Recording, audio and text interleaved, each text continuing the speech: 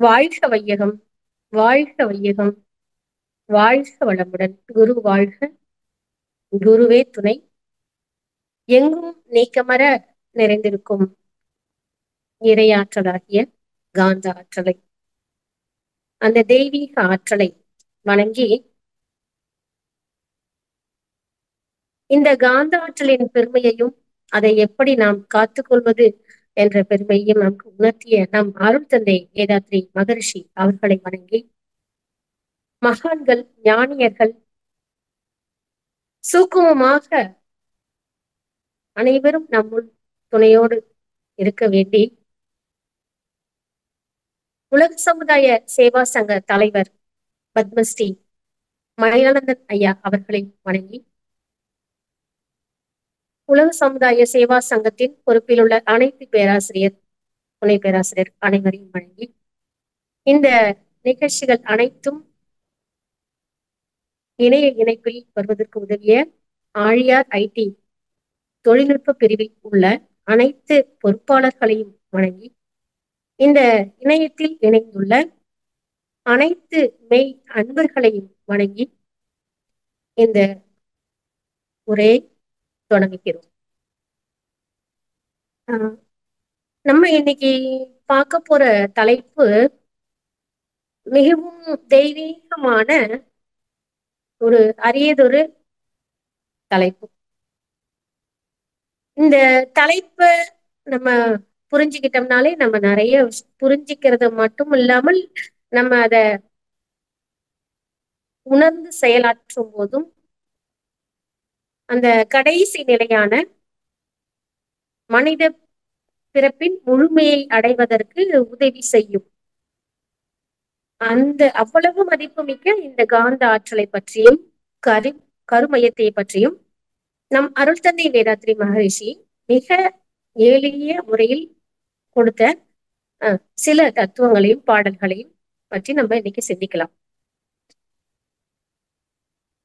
இந்த காந்த ஆற்றல் அப்படிங்கிறது தான் ஃபர்ஸ்ட்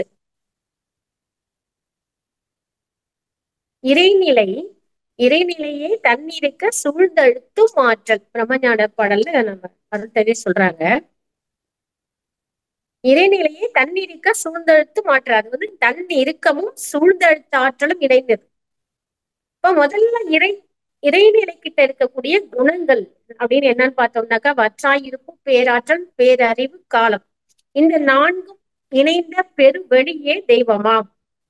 வற்றாயிருப்பு, பேராற்றல், பேரறிவு, காலம் எனும் நான்கும் இணைந்த பெரு வெளியே தெய்வமாம். அத நம்ம சொல்றோம். அப்ப அந்த எப்பவுமே குறைவுபடாத ஆற்றல், அதாவது என்னைக்கும் நிரந்தரமா இருக்கிறது. இன்னைக்கு இருந்துச்சு, நேற்றுக்கு இல்ல, அப்படிலாம் இல்லை, எப்பவும் நிறைவா இருக்கிறது. வற்றாயிருப்பு, பேராற்றல், அதுகிட்ட பேராற்றல் இருக்கு. எத்தனையோ கோள்கள், நட்சத்திரங்கள் அத்தனையும் இயங்குனாலும் அது அந்த காலங்கள்ல இயக்கிட்டு இருக்கு. பேரறிவு இருக்கு, பேரறிவோட இயக்கிட்டு இருக்கு. அத்தனையும் அந்த காந்தத்தினால தாங்கிக்கிட்டு வழி நடத்திக்கிட்டு இருக்கு. பேராற்றல் இருக்கு, பேரறிவு இருக்கு, காலம் ஒவ்வொரு காலத்துக்கு தகுந்த மாதிரி நடத்திக்கிட்டு இருக்கு. இத்தனை தெய்வீக குணங்களும் இறைநிலை கிட்ட இருக்கு. இதே இறைநிலை வற்றாத பெருகிக்கொண்டே இருக்கிறதுனால அது அதையே தான், அதாவது இறைநிலையே தண்ணீருக்கு சூழ்ந்தழுத்தும் ஆற்றல், தன் இறுக்கமும் சூழ்ந்தழுத்தும் ஆற்றலும் இருக்கிறதுனால என்ன அங்க நடக்குது அப்படின்னாக்க, அதால அந்த மடிப்பு விழுது. இறைநிலையே தண்ணீருக்கு சூழ்ந்தழுத்தும் ஆற்றல் இதன் திணிவு மடிப்பு விழ சுழலும் விண்ணா. அது மடிப்பு விழுந்து அப்படியே திருப்பி சூழ்ந்து அழுத்துறதுனால சுத்த ஆரம்பிக்குது. இறைத்துகள் நொறுங்கி, இறைத்துகோலா நொறுங்கி அது மறுபடியும் சூழ்ந்து அழுத்தும் போது அது சுத்த ஆரம்பிக்குது. அப்படி சுத்த ஆரம்பிக்கும் போது அதுக்குள்ளார நிக்க முடியாத அந்த காந்தம் வெளியில வருது. இறைத்துகள் கரைஞ்சி காந்தமா வெளியில வருது. இது அப்படியே கரைஞ்சி இறைத்துகள் கரைஞ்சி வெளியில காந்தமா வருது. அந்த இறைத்துகள் கரையிறதான் நம்ம காந்தம்னு சொல்றோம். இதுவே அந்த இறைத்துகள்களை ஒரு குறிப்பிட்ட அளவு சேர்த்து சூழ்ந்து அழுத்தும் போது அணுவாக அது ஒரு கொத்தா மாத்துது, அணுவா மாத்துது. அது கூட இன்னும் சில இறைத்துகள் சேர்ந்து சுத்த முடியுமா? சுத்த முடியாது. ஏன்னா இறைநிலை மறுபடியும் சூழ்ந்து அழுத்துது. கொஞ்சம் இறைத்துகள் ஒரே இடத்துல ஒரு இதுக்குள்ளார இருக்கு, அதாவது பூந்தி எல்லாம் லட்டு பிடிச்ச மாதிரி. அது ஒரு அணுவா இருக்கு. அதை மறுபடியும் சூழ்ந்து அழுத்தது இன்னும் ஒரு தொகுப்பான இறைத்துகள் இதுக்குள்ளார அணுவா இருக்குது. இதுக்குள்ளார மறுபடியும் வர முடியல. ஆனா அதோட ஸ்பீடு வேறையா இருக்கு, இதோட ஸ்பீடு வேறையா இருக்கு. என்ன பண்ணுது, ஒன்ன மையமாய வச்சு இன்னொன்னு சுத்த ஆரம்பிக்குது. அப்ப என்ன நடக்குது அங்க அப்படின்னா, அந்த ஹைட்ரஜன் அப்படிங்கிற அணு அடுத்த அணு உருவாக்கி மூலகங்கள் இந்த மாதிரி ஒண்ணு ஒண்ணா பெருகிதான் மூலகங்கள் வர ஆரம்பிக்குது. இதே மாதிரிதான் பல விண்கள் ஒண்ணு ஒண்ணா சேர்ந்து, அதாவது அழுத்த காற்று, அழுத்த காற்று, நெருப்பு, நீர் அத்தனையுமா மாறுது. இது எல்லாமே எதுல மாறுது அப்படின்னா, அந்த இறைநிலையே தான் அதோட பயணத்துல அதுவே இறைத்துகளா மாறி காந்தமா மாறி அந்த காந்தத்துல மறுபடியும் சூழ்ந்து அழுத்தி தொகுப்பு பெற்றுதான் ஒவ்வொன்னா தன்மாற்றம் அடைந்து கொண்டே வருது. இங்க எங்கேயுமே காந்தம் விடுபட்டு போகவே இல்லை. இறைநிலை இறை துகளா மாறி அப்படியே கரைஞ்சிதுன்னா அந்த சுழல் வேகம் கரைஞ்சி அப்படியே கரைஞ்சிதுன்னா காந்தம். அணு தொகுப்புல இருந்து மறுபடியும் சூழ்ந்தெடுத்தும் போதும் அதுல இருந்தும் காந்த ஆற்றல் தான் வெளியில வருது. ஒவ்வொரு கோள்கள், நட்சத்திரங்கள், பஞ்சபூதங்கள் அனைத்திலுமே என்னன்னா காந்த ஆற்றல் வெளியில வருது. இந்த காந்த ஆற்றல் எல்லா இடத்திலையும் நீக்கமர நிறைந்திருக்கு. ஏன்னா இறைநிலையே எல்லா இடத்திலையும் நீக்கமர நிறைந்திருக்கும் போது இறைத்துகளும் கரைஞ்சு வெளியில வருது, சுத்த வெளி சூழ்ந்து அழுத்திக்கிட்டு இருக்கு. தண்ணீருக்கமும் நுண்ணதிர்வும் சூழ்ந்து அழுத்த ஆற்றலும் தொடர்ந்து இருந்துகிட்டே வர்றதுனால அங்க என்ன இருக்குன்னா, எல்லா இடத்திலும் நீக்கமர நிறைந்திருக்கக்கூடிய ஆற்றல், பேராற்றல், காந்த ஆற்றல் இருக்கு. இது எங்கேயாச்சும் இல்லையா அப்படின்னு பார்த்தோம்னாக்க, எந்த ஒரு இடத்துலயும் காந்த ஆற்றல் இல்லாத இடமே இல்லை. நம்ம சாதாரணமா இந்த இதை புரிஞ்சுக்க முடியும். இப்படி தட்டுறோம், தட்டினது மட்டும்தான் நான் செஞ்சேன். ஆனா அதோடைய ரிஃப்ளெக்ஷன் கொடுத்தது, சத்தம் வந்தது, இறைநிலை கொடுத்தது. எங்கேயோ இருந்து நம்ம போன்ல பேசுறோம், ஆனா அந்த சிக்னல் நமக்கு கேக்குது. நம்ம நினைச்சோம் வந்துட்டோம்னு சொல்லுவோம். அந்த மாதிரி ஒவ்வொரு இடத்துலயும் காந்த ஆற்றல் நீக்கமர நிறைந்திருக்குது. இந்த காந்த ஆற்றல் இல்லாம எந்த ஒரு இதுவும் நடக்க முடியாது. எல்லா இடத்துலயும் நீக்கமர நிறைஞ்சிருக்கு. அப்ப இத எப்படி சொல்றாங்கன்னா, இதைத்தான் நம்ம முதல்ல தெரிஞ்சுக்கணும், இந்த காந்த ஆற்றலை, அதோட மகிமைய அப்படிங்கிறதுதான் அருள் தந்தை அவர்கள் கொடுத்திருக்காங்க. எந்த ஒன்று அறிந்திடில் இறைவன் முதல் உயிர் வரை எல்லாவற்றையும் உணர்த்துமோ அதுவே காந்தமாம். எதை நம்ம தெரிஞ்சுக்கிட்டோம்னாக்க இறைவனையும் புரிஞ்சுக்க முடியும், எல்லாத்தையும் புரிஞ்சுக்க முடியுமோ அதுதான் காந்தம். முந்தையோர்கள் அகத்தவத்தில் முற்றுணர்ந்த போதிலும் மொழிவதற்கு ஊமையின்றி முட்டி மோதி நின்றனர். தெரிஞ்சுக்கிட்டாங்க, இந்த காந்தம் தான்ப்பா எல்லாத்தையுமே செய்து அப்படின்னு தெரிஞ்சுக்கிட்டாங்க. ஆனா அதை எப்படி சொல்றது அப்படின்னு சொல்ல முடியுது. அதுக்குதான் இப்ப சொல்றாங்க, விஞ்ஞானத்தினால இன்னைக்கு விஞ்ஞானம் வளர்ச்சி பெற்றதுனால என்ன பண்ணுதுன்னா, இதை நம்ம புரிஞ்சுக்கிட்டு நம்ம சொல்ல முடியும். எப்படின்னா, நம்ம எலக்ட்ரிசிட்டியை வச்சு இன்னைக்கு நம்ம சொல்லலாம். இந்த நாள் விஞ்ஞானமும் ஏற்றம் பெற்றதால் அதை இயக்கிடும் மின்சாரம் மூலம் அதை எல்லாருக்கும் உணர்த்திடலாம்னு சொல்றாங்க. கரண்ட் வர்றது வீட்டுக்கு ஒண்ணுதான், ஆனா அதுவே டியூப்லைட்டா எரியுது, ஃபேனா ஓடுது, டிவி நம்ம பாக்குறோம், அத்தனை விஷயத்திலயும் நமக்கு தெரியுது. அப்ப எப்படி நம்ம ஒரே ஒரு கரண்ட் தான் அப்படின்னு சொல்றோம். அதே மாதிரி காந்த ஆற்றல் தான் எல்லா இடத்துலயும் இருக்கக்கூடியது. அங்க நம்ம சுத்த வெளியில நம்ம பார்க்கும்போது அங்க அழுத்தமா, ஒளியா, மனமா, சுவையா, மனமா பாக்குறோம். நம்ம சுத்த வெளியிலேயே நம்ம முதல்ல உணர முடியும். பாமர மக்களும் உணரக்கூடிய அளவுக்கு காந்தத்தை உணர முடியும். நம்ம அதை ஊன்றி பார்க்கணும். எப்படின்னா, நம்ம சத்தத்தை நம்ம இங்க நம்ம உற்பத்தி பண்றதை விட இயற்கையாவே நீங்க அந்த காற்று, அழுத்த காற்றா வரும்போது அந்த காற்றோட ஓசையும் கேட்க முடியும். அதுவா இயற்கையை உண்டாக்குறது காந்த ஆற்றலால ஓசையையும் நம்மளால கேட்க முடியும். அந்த சத்தம் இடியா ரெண்டு ஒரு இங்க ஒரு அணு இருந்து இங்க ஒரு அணு கோர்ஸா மோதும் போது, அந்த அழுத்தமா மோதும் போது அந்த ஒலியா நம்மளால கேட்க முடியும், இடி. அதுவே இன்னும் அதிகமா அழுத்தமும் மோதும் போது அந்த மின்சாரமா, அதாவது நம்ம மின்னலா பாக்குறோம், அதுவே குளிர்ந்து தண்ணியா மாறி, இந்த மாதிரி இதெல்லாம் நம்ம சுத்த வழியில நடக்கக்கூடியதை அதெல்லாம் புரிஞ்சுக்கிட்டு அது அங்க இருக்கிற காந்தம் தான்ப்பா எல்லாமே பண்ணுது அப்படிங்கறத அப்ப நம்மளால எடுத்து சொல்ல முடியல, புரிஞ்சிக்கவும் முடியல. ஆனா இன்னைக்கு கரண்ட் ஒன்ன வச்சுக்கிட்டு தான் எல்லாமே பண்ணுதுங்கிறத இன்னைக்கு உணர்த்த முடியும் அப்படிங்கறத நம்ம அருட்தந்தை வேதாத்ரி மகரிஷி கொடுத்திருப்பாங்க. எங்கிடும் மின்சாரம் மூலம் உணர்த்திடலாம். அந்த மெய்ஞானத்தோடு அணு விஞ்ஞானம் இரண்டையும் அறிந்து உய்ய பாலம் போன்ற ஆக்கமாம் காந்தம். இந்த காந்தத்தை வச்சு நம்ம எல்லாத்தையுமே நம்ம புரிஞ்சுக்க முடியும். இந்த காந்தம் தான் எல்லா இடத்துலயும் நீக்கமறை நிறைந்து இருக்குது. எல்லா இடத்துலயும் அது காந்தவற்றல் எப்படி இருக்குன்னா ஒரு ஊடகம். அது எல்லாருக்குள்ளாரையும் கூறவும் முடியும், அதுக்குள்ளார எதையும் அனுமதிக்க முடியும். நம்ம சுத்தமா பாக்குற இடத்துல எல்லாம் இது எதுவுமே இல்லை அப்படின்னு நம்ம நினைக்கிறோம். இப்ப நான் பாக்குற இடத்துல அதாவது எதெல்லாம் சுத்தவெளி சூழ்ந்தடிச்சு ஒரு வழி கொடுக்குதோ அதெல்லாம் பொருள் அப்படின்னு சொல்றோம். ஆனா பார்க்க போனா அது பொருள் கிடையாது. என்னைக்குமே எந்த அழிவு இல்லாம போதோ அதுதான் பொருள். அப்ப நம்ம நினைக்கிறோம் ஒண்ணு இல்லை, இந்த இடத்தெல்லாம் வெட்ட வெளியா இருக்கு அப்படின்னு நினைக்கிறோம். ஆனா பார்த்தோம்னாக்க அங்க என்னன்னா அங்க காந்த ஆற்றல் மறைந்திருக்கிறது. அந்த காந்த ஆற்றல் இல்லைன்னா நம்ம கண் வழியா போய் பார்த்து ஒரு பொருளை நம்மளால பார்க்க முடியாது. அடுத்தவங்க பேசுற ஒளியை நம்மளால கேட்க முடியாது. நம்ம பேசுற ஒளியை மத்தவங்க கேட்க முடியாது. நமக்கு வேணுங்கிற அத்தனையும் நமக்கு கிடைக்காது மாற்றம். அப்ப ஒவ்வொரு இடத்துலயும் காந்த ஆற்றல் நிரம்பி இருக்கு. இன்னொன்னு பார்க்கலாம். நம்ம காலையில சாப்பிட்டோம், நம்ம பேசிட்டு இருக்கோம். இந்த செரிமான வேலையை யார் செஞ்சது? மறைப்பொருளாக உள்ள இந்த காந்த ஆற்றல் தான் செரிமானம் பண்ணுது. குழந்தை வயிற்றுல வருது, அது வளர்க்கறது யாரு? நம்ம இந்த இடத்துல கண்ணு வை, இந்த இடத்துல மூக்கு வை, இந்த இடத்துல இப்படி வை அப்படின்னு நம்ம ஏதாவது பண்றோமா? எதுவும் கிடையாது. அந்த இறையாற்றல் ஆகிய காந்த ஆற்றல் பேராற்றல் தான் அதை எல்லாத்தையும் நம்மள வழி நடத்திட்டு இருக்கு. நான் செய்யறேன், நான் சம்பாதிக்கிறேன், நான் செய்யறேன் எதுவும் இல்லை. இந்த காந்தத்தை தாண்டி நம்மளால எங்கேயுமே போக முடியாது. நம்ம எங்கேயுமே எல்லாமே நம்ம காந்தத்துக்குள்ளதான் இருக்கோம். நம்ம கருமையத்துக்குள்ளார என்ன வேணும்னு நினைக்கிறதும் இந்த காந்தத்தை வச்சு நம்மளால மாத்திக்க முடியும். காந்தம் இல்லாத எங்கேயும் போய் ஓடவும் முடியாது, ஒளியவும் முடியாது.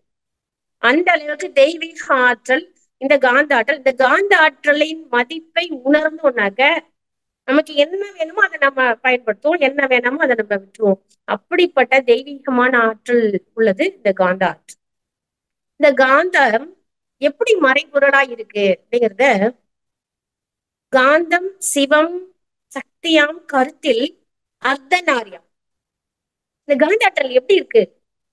இறைநிலையாவே இறைத்துகளாவே இருக்கிற இடத்துல சிவமா இருக்கு. சிவனேன்னு சதா சிவமா இருக்கு. அது மறுபடி இறைத்துகளா மாறி தற்சுழற்சி வேகம் பெற்றதுக்கு அப்புறம் பேரியக்க மண்டலத்துல சக்தி, அதுக்கப்புறம் சிவமும் சக்தியும் சேர்ந்த மாதிரி அந்த அணுக்குள்ளார வரும்போது வெளியில இருக்கும்போது சக்தியாவும் உள்ளார இருக்கும்போது சிவமாவும் இரண்டும் கலந்து அர்த்தநாரி. இந்த சக்தி சிவம் எல்லாம் நம்ம பேர் சொல்றோம், ஆனா உண்மையதான் தன்மாற்றம் அடைந்து கொண்டேதான் வருது. எது மௌன நிலையோ, எது இருட்டோ, எது பேராற்றல் வாய்ந்ததோ, எது எல்லாவற்றையும் ஆளக்கூடியதோ இயக்கக்கூடியதோ அதுவே மௌனமாகவும் கும்மிருட்டாகவும் இருக்குது, குணமற்று இருக்குது. அப்ப அதுதான் ஒவ்வொன்னா நம்ம மாறி சொல்றோம். இந்த காந்த ஆற்றல் அதாவது இந்த காட்டானா காணுகின்ற உருவமும். இப்ப இந்த காந்த ஆற்றல் நான் இருக்கேன்னு சொல்லிக்கிறதே கிடையாது.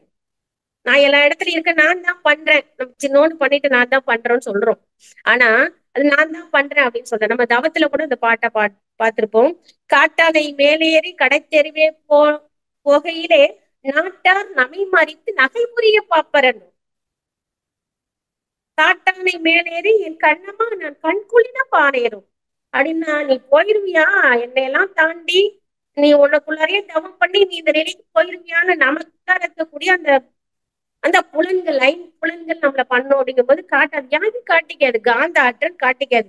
எப்பா நீங்க என்கிட்ட வாங்க, நான் தான் நிரந்தரம் அப்படிங்கிறதெல்லாம் நம்ம கிட்ட காட்டிக்காது. நம்ம புலன்கள் எல்லாம் அடக்கி ஒடுக்கணும். அதுக்காக தான் அது அது காட்டிக்காமையே இருக்குது அந்த காந்த ஆற்றல், அதோடைய மதிப்பை. இந்த காந்த ஆற்றல் அப்படிங்கிறத புரிகிற காட்டானாம் அருவமும் காணுகின்ற உருவமும் காந்த ஆற்றல் என்றுணர்ந்தோர் 8.2 என்றனர். கடவுள் உயிர் சேர்க்கையே காந்தம். இந்த கடவுள் உயிர் இந்த செயற்கையே காந்தம் என்ற கருத்திலே காந்தம் அதை குண்டலினியாக காட்டினார் அகத்தவம். இது ஒவ்வொரு இறைத்துறை துகள்ல இருந்து ஒவ்வொன்றா மாற்றம் அடைந்து கொண்டே வரும்போது பஞ்சபூதங்கள், பஞ்சபூதங்களுக்கு அப்புறமா ஒரு குறிப்பிட்ட விகிதத்துல அமைந்து அதற்குள்ளே திருப்பி அதே விண் சுழன்று ஓடும் போது, அதாவது ஒன்றை ஒன்று அரவணைத்து பஞ்சபூதங்களும் இணைந்து அதற்குள்ளே மறுபடி முதல் விண் சுழன்று ஓடும் போது அங்கு உயிர் உற்பத்தி ஆகுது. அந்த உயிர் உற்பத்தி புல், தாவரங்கள், புழு, விலங்குகள், பறவைகள், விலங்குகள், மனிதன் வரைக்கும் எது தொடர்ந்து வருது அப்படின்னு பார்த்தோம்னாக்க இரையாற்றிலே தொடர்ந்து தன் மாற்றம் அடைந்து கொண்டு வருது. சில விலங்கினங்கள் பார்த்தோம்னா அந்த கண்ணை மூட முடியாது, அப்படியே கண்ணோட அந்த அப்படியேதான் திறந்துகிட்டே தூங்கும். சிலது போய் காது இல்லாம எறும்பெல்லாம் பாத்தீங்கன்னாக்கா சுத்திதான் வரும், அந்த வாசனையை வச்சு சுத்திதான் வரும். அந்த மாதிரி ஒவ்வொரு உயிரினங்களா பார்த்து பார்த்து பார்த்து இந்த காந்த ஆற்றல் அகம் மலர்ச்சி பெற்று அடுத்தது என்ன பண்ணணும், அடுத்தது என்ன பண்ணணும்னா தன்னை தான் உணர்வதற்காக இந்த மனித பிறவியை கொண்டு வருது. அப்ப தன்னைத்தான் உணர்ந்து கொள்ளும் போது அந்த காந்த ஆற்றலை உணரும் போதுதான் நம்ம அந்த முழுமை பெற அடைய முடியும். அதான் உருவம், ஒளி, மொழி, கருத்து, சுவை, மனம், மனம் வரைக்கும் வந்திருக்கு, மனிதன் வரைக்கும் வந்திருக்கு. இதே காந்த ஆற்றல். அப்ப காந்தத்தோடைய மதிப்பையும் உணர்ந்து அதை நம்ம முழுமையா அதே நினைவோட செயல்கள் இருக்கணும். காந்த மதன் மாற்றமே கவர்ச்சி தன்னில் இரண்டும். இப்ப காந்த மதன் பொருளே கடவுள் வேதம் மறைபொருள். எது கடவுள் வேதம், எது கடவுள்? கடவுள் கடவுள் உள்கடவுள் சென்று பார்க்கும் போது உனக்குள்ளார இருக்கக்கூடிய உயிர் ஆற்றலே, அந்த உயிர் ஆற்றலே தான் காந்தமாக உள்ளது. எது வருது உனக்குள்ளார? பஞ்சபூதங்கள்ல இருந்து விலங்கினத்தோட வித்து தொடரா மனிதன் வந்திருக்கான். அந்த மனிதனுக்குள்ளார இருக்கக்கூடிய இறையாற்றல் காந்த ஆற்றல். இந்த இறையாற்றல் தான் மறைபொருளா இருக்கு. இப்ப நம்ம மனசு நமக்குள்ளார என்ன மறைபொருளா இருக்கு? உடல், உயிர், மனம். இந்த உடல் கண்ணுக்கு தெரியுது, உயிர், மனம், அறிவு. இந்த உயிரோட பெருமையும் மனதோட பெருமையும் அறிவோட பெருமையும் தனித்தனியா நம்ம உணரணும். இப்ப அந்த அறிவு எப்ப அது சரியான வேலையை பார்க்கும் அப்படின்னாக்க, அறிவு வேலை செய்யணும்னா மனம் வேலை செய்யக்கூடாது, மனம் நாசமாகி விடணும். அப்படின்னா மனசுக்கு ஒரு பழக்கம் கொடுக்கணும். நம்ம எதையாவது சிந்திச்சு எதையாவது பண்ணும் போதுதான் அது வேலை செய்யணும். அப்ப அதுக்கு உண்டான மனம் அமைதி பெறக்கூடிய வழிகளை, தவங்களை பண்ணும்போது மனம் அறிவாக மாறும், அறிவு தெய்வமாக மாறும். அதுக்காக தான் நம்ம இந்த பிறவி எடுத்திருக்கோம்.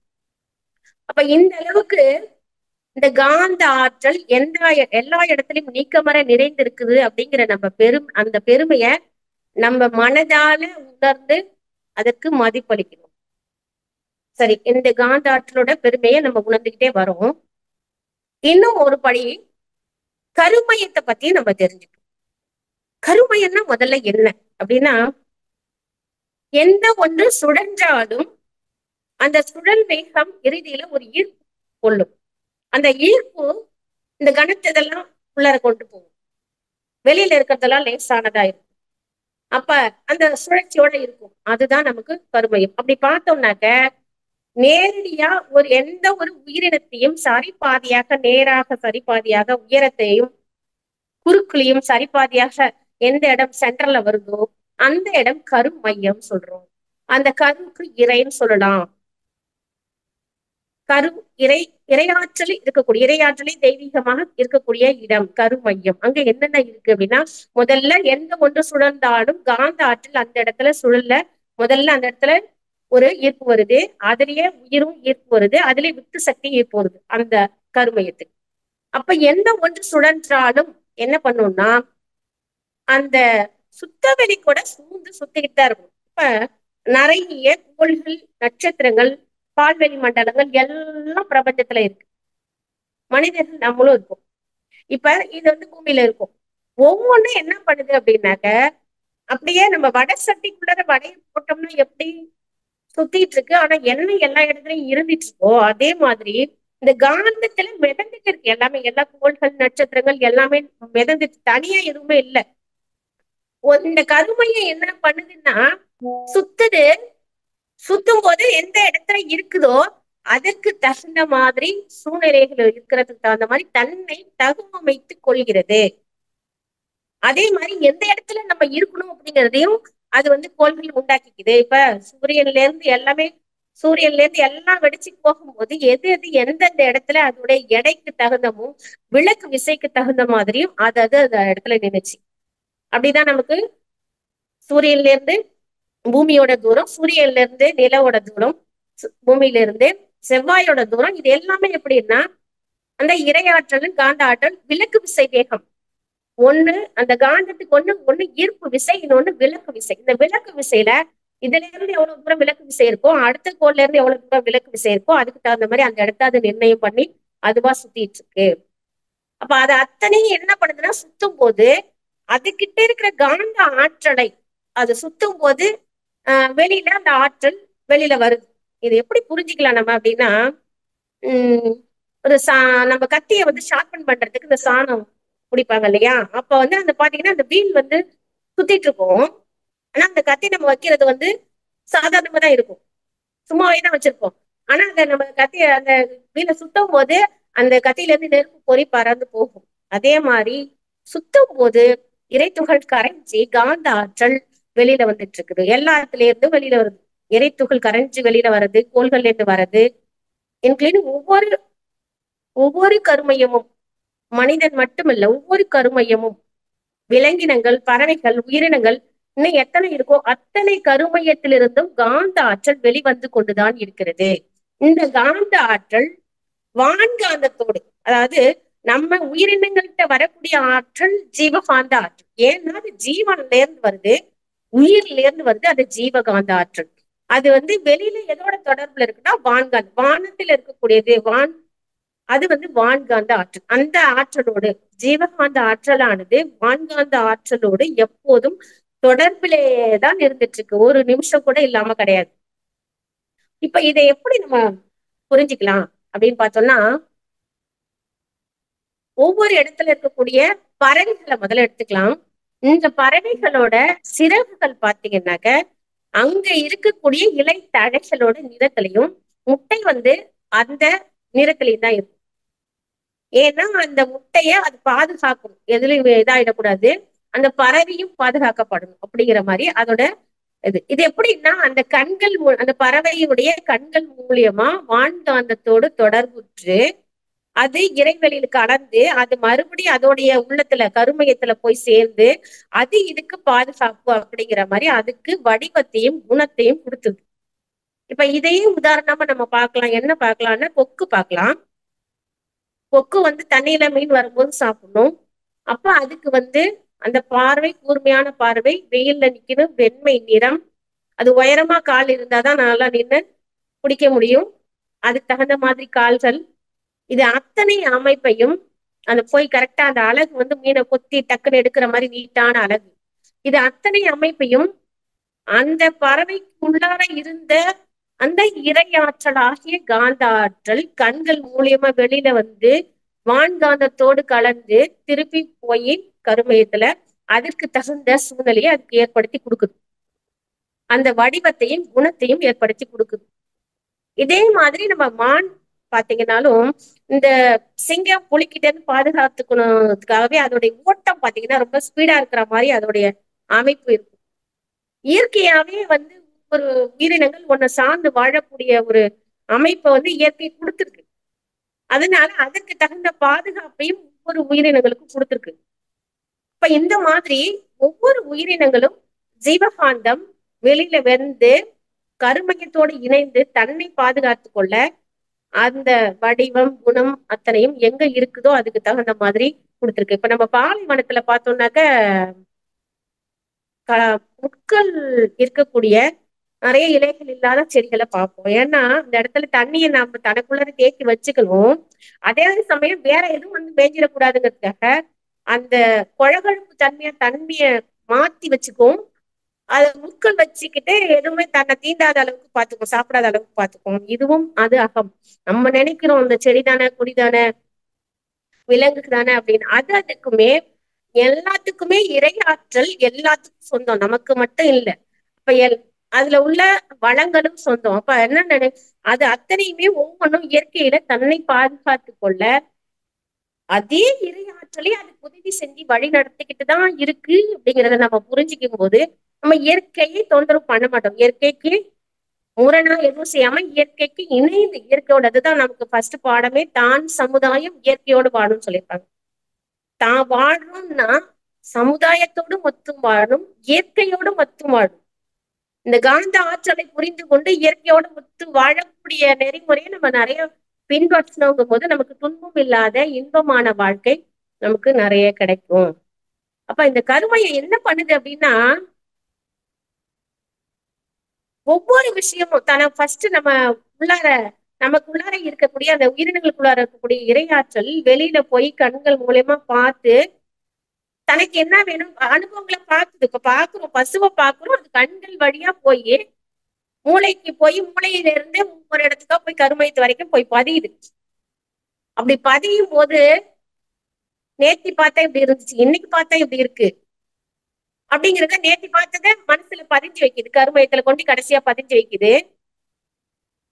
இன்னைக்கு பாக்குறது அப்ப வித்தியாசத்தை பாக்குது. இதெல்லாம் என்னன்னா நான் முதல்ல வந்து உயிரினத்தை தற்காத்து கொள்ள, எந்த ஒரு ஆபத்திலையும் மாட்டிக்காம இருக்கிறதுக்கு இப்படி ஒவ்வொரு பதிவா வந்து வந்து தொடர்ந்து அதை வந்து எண்ணமா மாத்துது, பாக்குது. அப்ப பசுவை பாக்குறது கொசு அளவுல கண்கள்ல பதிஞ்சு மூளையில பதிஞ்சு கடைசியா கருமையத்திலையும் பதியுது. இப்படிதான் நமக்கு பதிவுகள் ஏற்படுது. சரி, இந்த கருமையத்துல எவ்வளவு பதிவுகள் இருக்கு அப்படின்னு பார்ப்போம். கருமையத்துல வந்து இன்னைக்கு நம்ம எவ்வளவு பதிவுகள் இருக்குங்கிறது எண்ணில் அடங்குது. இப்ப 2G 3G 5G 4G எவ்வளவு சொல்றோம் இல்லையா, இதெல்லாம் எண்ணில் அடங்காத கணக்கில் அடங்காத ஜிபி. அந்த அந்த இதுவோட நம்ம கருமையா வந்திருக்கு. இதெல்லாம் எவ்வளவு வேணா கெப்பாசிட்டி ஏத்திட்டே இருக்கலாம், அந்த மாதிரிதான் வந்திருக்கு. இந்த கருமையத்தை பத்தி நம்ம அருட்தந்தையோட பாடல் பார்க்கலாம். காந்த நிலை தச்சுழலால் திரிவு பெற்று மையம் கருமையமாய் ஜீவன் நடுவில் அமைந்துள்ளது. காந்த களத்தில் அலையலையாய் அந்த ஜீவன் செய்கை அத்தனையும் ஜீவனின் தன்மையாக உணர்வோம். காந்தத்தின் கருவியான ரேடியோவில் அனைத்தும் காதாலே கேட்டிடலாம். கருவி எங்குங்கள் காந்தத்தின் சுழல் விரைவு கணக்கெடுத்து கொண்டால் கருவியை நேராய் இணைத்து விட்டால் சிவமே. இப்ப நம்ம ரேடியோல ஒளிபரப்புறாங்க, எந்த சேனல் வேணுமோ அந்த சேனல் அந்த நம்பர் வைக்கும் போது அந்த ஃப்ரீக்வன்சி ரேஞ்ச வைக்கும் போதுதான் அந்த சேனல் எடுக்குது. அதே மாதிரி இந்த கருமையத்துல பதிவுகள் கொஞ்ச நெஞ்சல்ல, அதாவது 3 வயசு வரைக்கும் என்ன நடந்தது அப்படிங்கிறது நமக்கு யாருக்குமே தெரியாது. ஆனா 3 வயசுக்கு அப்புறம் என்னெல்லாம் அனுபவிச்சோங்கிறது நம்மளால மெமரி பண்ண முடியும். இதையே நம்ம அருள் தந்தையை சொல்லியிருக்காங்க. என் வயது 3 மட்டும் 3 முதல் இன்று மட்டும் நான் கண்ட காட்சிகளும் கேட்ட ஊசிகளும் மென்மையுள்ள ஸ்பரிசத்தால் உணர்ந்தவெல்லாம் முகர்ந்த மனம் சுவைத்த சுவை இவையினோடு சொன்ன சொற்கள் செய்த செயல் செய்ய நினைத்த செயல்கள் அத்தனையும் அறிவு தன்னில் என்ன விதமாய் பதிந்ததோ என்னும் போது இவையெல்லாம் ஒவ்வொன்றாய் எடுத்துக்காட்டும். நான் வந்து 3 வயசுக்கு அப்புறம் இந்த ஊருக்கு அம்மா அப்பா கூட இப்படி போனேன், இந்த பள்ளிக்கூடத்துல நான் படிச்சேன், இந்த மாதிரி எனக்கு பாட்டு பாடுற திறமை இருந்தது, இந்த மாதிரி நிறைய விஷயங்கள் வந்து நம்ம 3 வயசுக்கு அப்புறம் நடந்த நிகழ்ச்சிகள்லாம் நம்ம சொல்லுவோம். இதெல்லாம் எங்க போய் பதிஞ்சுது? கருமையத்துல போய் பதிஞ்சு மறுபடியும் அதே சூழ்நிலையில அதே ஃப்ரீக்வன்சி ரேட் வரும்போது மறுபடியும் எடுத்து காட்டுது. தன்மை என்ன? தனித்தனியே தோன்றல் ஏனும் ஒண்ணு தனித்தனியா எடுத்து காட்டுது இல்லையா? எந்த நேரத்துல எங்க போறோமோ, கோயிலுக்கு போன கோயிலை பத்தி, அல்லது பள்ளிக்கூடம் போன பள்ளிக்கூடத்தை பத்தி, அல்லது உறவினர்கள் பத்தி நினைச்சா என்னமோ அது அப்படியே அத்தனையும் தனித்தனியா எடுத்து காட்டுது. இத்தனை வயசுல இத்தனை வயசுல அப்படின்னு சொல்லிட்டு தத்துவமை உள்ள அறிவின் இயல்பு என்னவென்று நின்று அறிவால் ஆராய்ந்தேன். எப்படி இதெல்லாம் எடுத்து காட்டுது அப்படின்னு ஆராய்ஞ்சேன். நிஜத்தை காண நின்றவன் அவ்வொன்றாய் பரிணமித்து பின் எனவே மறைந்து மற்றும் வேறதாயும் மேலான ஆராய்ச்சியும் ஆகி பன்னிலையாய் முளைதலில் பரமாகி கருவில் பரவு இரத்தச் சுழலாலே இயங்குவதைக் கண்டேன். எப்படி இருந்துச்சு அப்படின்னா, நின்னு ஆராய்ஞ்சு பார்த்தேன். நின்றவன் ஒவ்வொன்றாய் பரிணமித்து ஒண்ணு ஒண்ணா பரிணமிக்கிறான். இறைநிலையா இறைத்துகளா. இன்னைக்கு நம்ம சொல்றோம் இறைத்துகள் எப்படி சுத்துச்சு, எப்படி உற்பத்தி இருக்குது, எப்படி சுத்துச்சு, அது எப்படி காந்தமா வெளியில வந்து எல்லாத்தையும் நம்மளால புரிஞ்சுக்க முடியுதுன்னா, அதுவா இருந்து இங்க வந்ததுனால அந்த தன்மை நம்மளால அதை உணர முடிகிறது. ஒவ்வொன்றும் ஆராய்ஞ்சேன். ஒவ்வொரு உயிரினங்களா இருந்து இருந்து பரிணாமத்தாலதான் மனிதனா வந்தேன். அது மறுபடியும் ரத்த சுழலால என்ன கூட சுத்திக்கிட்டு தான் இருக்கு. அந்த கருமையத்துல பதிவான ரத்த சுழலால சுத்திக்கிட்டு தான் இருக்கு. அதனால என்னால உணர முடியுது அப்படிங்கிறத நம்ம அருட்தந்தை மகிழ்ச்சி கொடுத்திருப்பாங்க. அந்த கருமயங்கிறது என்னன்னா எல்லா பதிவுகளும் இருக்கு. இப்ப நம்ம கொஞ்சோண்டு சுத்தவெளி நம்ம பக்கத்துல இருக்கிறதுல எந்த போன் வச்சாலும் போன் வருது. ஜியோ வச்சாலும் வருது, வோடபோன் வச்சாலும் வருது. எதை வச்சாலும் சிக்னல் கிடைக்குது நமக்கு அப்படின்னா அந்த காலத்துல இருக்கு. நமக்கு வேணுங்கிறப்ப அந்த காலத்துல இருந்து நமக்கு கிடைக்குது. அதே மாதிரியே இந்த கருமையும் வான்காந்தத்தோட இணைந்து இருக்கக்கூடியதுனால வான்காந்தத்துல எல்லாமே நிறைந்து இருக்கு. நம்ம அந்த வான்காந்தத்துல என்ன வேணுமோ அந்த ஃப்ரீக்வன்சி ரேட்டுக்கு நம்மளோட கருமையத்தை வைக்கணும். இங்க இதுதான் நடக்குது. இப்ப நம்ம வாழணுங்கிறதுக்காக நமக்கு பொருள் தேவை வந்துச்சு. அந்த பொருள் தேவைக்காக எதையோ ஒண்ணு படிக்கணும், எதையோ ஒண்ணு வேலைக்கு போகணும், எப்படியோ சம்பாதிக்கணும், ஒரு தொழிலை தேர்ந்தெடுக்கிறோம் நம்ம. இங்க என்னவா மாறிடுச்சுனாக்க உணவு முதல்ல தேக்கி வைக்க ஆரம்பிச்சோம். உணவு எனக்கு நிறைய வேணும் அப்படின்னு சொல்லிட்டு தேக்கி வைக்க ஆரம்பிச்சு எனக்கு வேணும், எனக்கு மட்டும் வேணும் அப்படி. இது வந்து இன்றைய அளவுல பெருமளவுல ஆடம்பர ஆசையா மாறி நிறைய துணிமணிகள் எல்லாம் போட்டு பார்க்கணும், நிறைய காசு சம்பாதிச்சு நிறைய சேர்த்து வச்சுக்கணும், பல தலைமுறை சாந்தி தேய்ச்சி வச்சுக்கணும். ஆனா இங்க என்ன நம்ம அங்க உண்மை என்னன்னா ஒரு அளவுக்கு மேல குறிப்பிட்ட ஆடைகளை நம்மளால சுமந்துட்டு இருக்க முடியாது. 10 ட்ரெஸ் வச்சிருக்கேன்னா போட்டு நிக்க முடியாது. ஒரு அளவுக்கு மேல சாப்பிட முடியாது. நிறைய சாப்பிட்டாலும் நோய், ரொம்ப வருஷம் வாழ முடியாது. ஒரு குறிப்பிட்ட இடத்துக்கு மேல இருந்து நம்ம அந்த இடத்த நம்ம சுத்தம் பண்ணி நம்ம வச்சுக்க முடியாது. அப்ப எப்படின்னா எல்லாருக்கும் எல்லாம் கிடைக்கும் போது நமக்கும் மன அமைதியோட மத்தவங்களுக்கு நம்ம அனுபவிக்க நிறைய நம்மளுடைய நிம்மதி போகும். ஏதோ ஒரு விஷயம். ஆடம்பர பொருள்களோட எண்ணிக்கை அதிகரிக்க உடல் நலம் கெடும். கவனிக்கப்பட வேண்டிய நபர்கள் அதிகரிக்க சுதந்திரம் பறிப்போகும். ஒவ்வொன்னா சொல்லியிருப்பாங்க சுரேஷ். அப்படி பார்க்க போனா இந்த கருமையத்தை தூய்மையா வச்சுக்கணும்ப்பா. என்னதான்ப்பா பண்றது? இது எனக்கு பெரிய பெரிய வேலை வேணும், அதுக்காக என்ன வேணாலும் பண்ணுவேன். எனக்கு நிறைய பணம் வேணும், பணத்தை நிறைய எப்படி பணத்தை நிறைய சம்பாதிச்சிட்டோம்னாக்க நிம்மதியா கடைசியில இறக்கும் போது செத்துற முடியுமா? எதையாவது ஒண்ணு நம்ம கவனிக்காத விட்டு இந்த பணம் சேர்க்கணுங்கிறதுல மட்டும் இருந்துரும். அப்ப இந்த கருமைய தூய்மையா இருக்குன்னா பழமொழி சொல்லுவாங்க கிராமத்துல, சாவு போறக்குள்ள சங்கராங்கிறிய அப்படின்னு. நான் இருக்கக்குள்ள எல்லாம் தினைக்கும் அதை பண்ணணும், அப்படி சம்பாதிக்கணும், இப்படி சம்பாதிக்கணும், அப்படி போகணும், இந்த மாதிரி எல்லாம் நினைச்சிட்டு சுத்திட்டு ஜாலியா இருக்கணும் அப்படின்லாம் வாழ்ந்து கடைசியில போய் நான் சிவனை நினைச்சேன்னாக்க நான் சிவலோகத்துக்கு போயிட முடியுமா அப்படிங்கறத சொல்லுவாங்க கிராமத்து ஜனங்க. அப்ப வாழும் போதே என்ன பண்ணணும் அப்படின்னாக்க தேவைகள் இருக்கு. தேவையை ஒட்டி வாழலாம், ஆசையை ஒட்டி வாழக்கூடாது. தேவையை ஒட்டி வாழலாம், ஆசையை ஒட்டி வாழக்கூடாது. அந்த கருமையத்தை தூய்மைப்படுத்தணும். கருமையத்தை எப்படி நம்ம தூய்மைப்படுத்தலாம் அப்படின்னா, எப்படிலாம் நமக்கு கலங்காகும். கலங்கம் வந்து நிறைவு பெறாமல் இருக்கும் ஆசைகளின் கூட்டம் நெஞ்சம் மனம் பேச்சுக்கிடையே பிணக்காகும் பொய்கள். நிறைய ஆசையை வச்சுக்கிறது, பொய் சொல்றது, மறைமுகமாய் நேர்முகமாய் பிறர் மூலம் வருத்தல் அளவுக்கு பேசுறது, மற்ற உயிர் சுதந்திரத்தையும் வாழ்வின் வளத்தையும் பறிக்கிறது. நிறைய பொருளாதாரத்தை நம்மகிட்டே வச்சுக்கிட்டு ஏழைக்கெல்லாம் கிடைக்காத பண்றோம் இல்லையா சில பேர். அந்த மாதிரி இருக்க மற்றவங்களோட வாழக்கூடிய சுதந்திரத்தை பறிக்கிறது, நிறைவழிக்கும் பொறாமை, பகை, சினம், வஞ்சம் காத்தல், மேலும் நெறிப்பிழந்த உணவு, உழைப்பு, உறக்கம், உடலுறவு. சரியான நேரத்துக்கு தூங்குறது கிடையாது, உழைக்கிறது கிடையாது. உணவு, இந்த அனைத்து பழக்கமும் நல்ல பழக்கமா இருக்கணும். கரைப்படுத்தும் எண்ணம், களங்கமான எண்ணம் இல்ல இருக்காம இருக்கணும். கருமையம் தன்னை களங்கப்படுத்தி விடும். இதெல்லாம் களங்கப்படுத்தும் கருத்தோடு சீர் செய்யணும். நம்ம எந்த ஒரு செயலை செஞ்சாலும் இப்ப இததான் வந்து என்ன சொல்றாங்க அப்படின்னா, கருமையம் தூய்மையானதா மாறணும். எப்படி தூய்மையா மாறணும்? ஒரு கரை பட்டுச்சு ட்ரெஸ்ல 10 தடவை துவைச்சா கூட போக மாட்டேங்குது, ஒரே தடவையில போயிருமா என்ன? இப்ப கருமையத்தை தூய்மை செய்யணும். எப்படி செய்ய முடியும்? அந்த அளவுக்கு நம்ம களங்கம் ஆவாத அளவுக்கு நம்ம பாத்துக்கணும் கருமையத்தை. அப்ப என்ன பண்ணணும்னா, அந்த மகிழ்ச்சி கொடுத்த உடலுக்கான உடற்பயிற்சியிலிருந்து ஆசை சீரமைத்தல், சினம் தவித்தல், கவலை ஒழித்தல், தான் யார், இது எல்லாத்தையும் நம்ம ஃபாலோ பண்ணி ஒவ்வொரு பொருளோடும் ஒவ்வொரு நபரோடும் தொடர்பு கொள்ளும் போது இது காந்த களத்துலதான் நம்ம இருக்கோம் அப்படிங்கிறத புரிஞ்சுக்கிட்டு இறையாற்றல் நமக்குள்ளார இருக்கு ஒவ்வொன்றும்.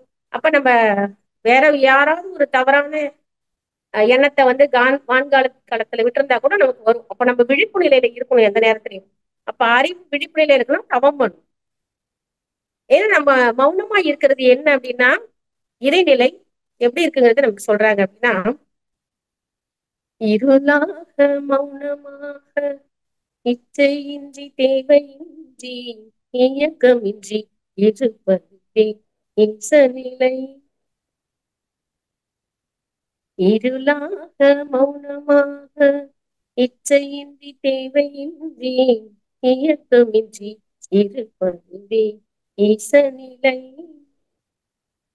இதை உணரவன் இருள் நிலைப்பவன் மனம் ஒடுங்கி ஈசனோடு ஒன்றாகி இணைந்த பின்னே உணர்வதுதான் மெய்ப்பொருள் உணர்வு. எப்படி இருக்கு இறையாற்றல்? இருளா இருக்கு, மௌனமா இருக்கு. இன்னும் மேல சொல்றாங்க, இருள் நிலை உணர்வதற்கு பொருள் வடிவம் மனம் கொண்டால் எவ்வாறு பொருந்தும். இறைநிலையை உணர்வதற்கு பொருள் வடிவம் மனம் கொண்டால் எவ்வாறு பொருந்தும். அது எண்ணமின்றி மனம் ஒடுங்கி இருளாகி பழகுவதற்கு ஏற்ற வழி உயிருணர்வே. இந்த மறைபொருளுடன் குருவடி தொடர் இந்த குருவடி தொடர்வீர், குருவடி தொடர்வீர். இருளாகவும் மௌனமாகவும் இருக்கக்கூடிய இறையாற்றல் அந்த நிலைக்கு நம்ம கருமையத்தை ஒவ்வொன்றா தூய்மை செஞ்சு கொண்டே வரும்போது, மனம் அமைதி அடையும் போது, ஆசைகள் குறையும் போது, அறிவு தெளிவாக இருக்கும் போது, இந்த கருமையம் தூய்மையடைந்து லேசான கருமையாக மாறி பின் நாளில் அந்த வான்காந்தத்தோட இணைந்து லைட் வெயிட்டா மாறும் கருமை. அப்ப இறைநிலையோட கலக்கிறதுக்கு நமக்கு எளிமையா இருக்கும். இதை பெறுவதற்கு தான், முக்தி அடையறதுக்கு தான், இந்த இறைநிலையை அடைவதற்காகத்தான் இந்த மனித பேருங்கிற வடிவம் மனிதனுக்கு கிடைச்சது. மனித பேரு, அதாவது முழுமை பேரு எப்படின்னா தன்னை தான் உணரக்கூடிய ஒரு ஆற்றல். ஒரு அனிமலால தான் யாரு தான் எங்க இருக்கும் புரிஞ்சுக்க முடியாது. இப்ப இப்படிலாம் பயன் எடுத்து வந்திருக்குங்கிறத இந்த அறிவால நம்ம புரிஞ்சுக்க முடியும். அறிவால் அறியும். அப்ப அந்த அறிவை தெய்வமாக மாற்றுவதற்கு அத்தனை நல்ல ஒரு அருமையான பதிவுகளையும் நமக்கு அருள் தந்தை அவர்கள் கொடுத்துள்ளார்கள். மகான்கள் ஞானியர்கள் அனைத்தும் வாழ்ந்த காலத்தில் நமக்கு அந்த முழுமை பேறு அடைவதற்கான விளக்கங்கள் அத்தனையும் மிக அருமையாக கொடுத்துள்ளார்கள். நம்ம முறையாக அதை பயின்று ஆசைகளை குறைத்து தெளிவான நாம எப்படி வாழ போறோங்கிற சிந்தனையோட பொருள் புகழ் செல்வாக்கு இதையெல்லாம் மனதில் மயங்காமல் மனித பெரு முழுமையடைவதற்கு நாமும் வாழ்ந்து வழிகாட்டியாக வாழ்ந்து மற்றவருக்கும் உதவி செய்து நம்ம ஒரு உதவியை செய்வோம். நம்ம சங்கத்திற்கும் நம்ம இதை ஃபாலோ பண்ணும் போதுதான் நம்ம போய் நம்மளை பாக்குறவங்களும் நிறைய மாறதுக்கு நிறைய வாய்ப்பு இருக்கு. எவ்வளவு நம்ம எளிமையா பாத்தீங்கன்னா ஒரு 5 ட்ரெஸ் தான் வச்சிருந்தாங்கன்னு நினைக்கிறேன் மகிழ்ச்சி. எவ்வளவு எளிமையா நம்ம பயணம் பண்ண முடியுமோ அந்த அளவுக்கு எளிமையா பயணம் பண்ணும்போது நம்மை பார்த்தே நிறைய பேர் அந்த முழுமையான வாழ்விற்கு திரும்புவார்கள். நாம் ஒரு உதாரணமாக இருப்போம். இந்த மனவள கலையை அனைத்து உலகத்தில் உள்ள அனைத்து மக்களுக்கும் கொண்டு சேர்த்து உலகம் அமைதி பெறுவதற்காக நாம் உதவி செய்வோம். நாம் ஒரு கருவியாக இருப்போம். நம்ம அருள் தந்தை அவர்களின் ஒரு கருவியாக இருந்து மக்களுக்கு ஒரு நன்மை செய்வதற்கு மிகப்பெரிய கருவியாக இருப்போம். அத்தனை என்னென்ன நம்மளால செய்ய முடியுமோ அத்தனை நன்மைகளை மக்களுக்கு செய்வோம் என்று உங்கள் அத்தனை பேரையும் வேண்டி விரும்பி இதுவரைக்கும் வாய்ப்பு கொடுத்த எனக்கு, இந்த இணையத்தில் கொண்டிருந்த அனைவருக்கும், SKM ஐயா அவர்களுக்கும், ஆழியர் ஈரப்பன் ஐயா அவர்களுக்கும், இணைப்பில் உள்ள அனைத்து மெய்யன்பர்களுக்கும் எனது நன்றியை கூறி உரையை நிறைவு செய்கிறேன். வாழ்க வளமுடன். நன்றி. இப்பொழுது அம்மா அவர்கள் நம்முடைய கேள்விகளுக்கு சிறப்பான பதில் அளிக்கிறார்கள். கேள்வி கேட்க விரும்பும் அன்பர்கள் தங்களுடைய கைபேசியை தாங்களே அன்மியூட் செய்து கொண்டு கேள்விகளை மட்டும் சுருக்கமாக கேட்கும் பொழுது அனைவருக்கும் அது பயனுள்ளதாக அமையும் என்பதை அன்போடு தெரிவித்துக் கொள்கிறோம். முதலாவதாக கிருபாநிதி அம்மா அவர்கள். சசிகலாமா வாழ்க. அம்மா வாழ்க வளமுடன். அம்மா அம்மா வாழ்க வளம். அம்மா ஆமா, ரொம்ப சிறப்பா இருந்துச்சு. ரொம்ப நன்றி. உங்களுடைய வயசுக்கு ரொம்ப சின்ன பிள்ளையா இவ்வளவு தூரம் நீங்க பேசுனத ரொம்ப என்ஜாய் பண்ணி நல்லா ரசிச்சு கேட்டோம்மா. அம்மா வாழ்க வளமுடன். இப்ப அதாவது ஆற்றலும் கருமையமும் அப்படிங்கிற தலைப்புல நீங்க சந்தேகத்துக்கு இடம் சொல்லிட்டே வந்தீங்க. ஆனா எங்களால சிலதை உணர முடியுது, சிலதை உணர முடியல. அது எங்களுடைய அறிவுக்கு. இப்ப சசிகலா அம்மா கூட அதை அழகா சொன்னாங்க. இப்ப சுத்தவெளிக்கு அடுத்த பிறகு வான்காந்தத்துக்கு பிறகு ஜீவகாந்தம். இப்ப இந்த வான்காந்தத்துல ஏற்பட்ட மாற்றங்களை படிக்காத பாமரர்கள் கூட சொல்ல ஆரம்பிச்சுட்டாங்க.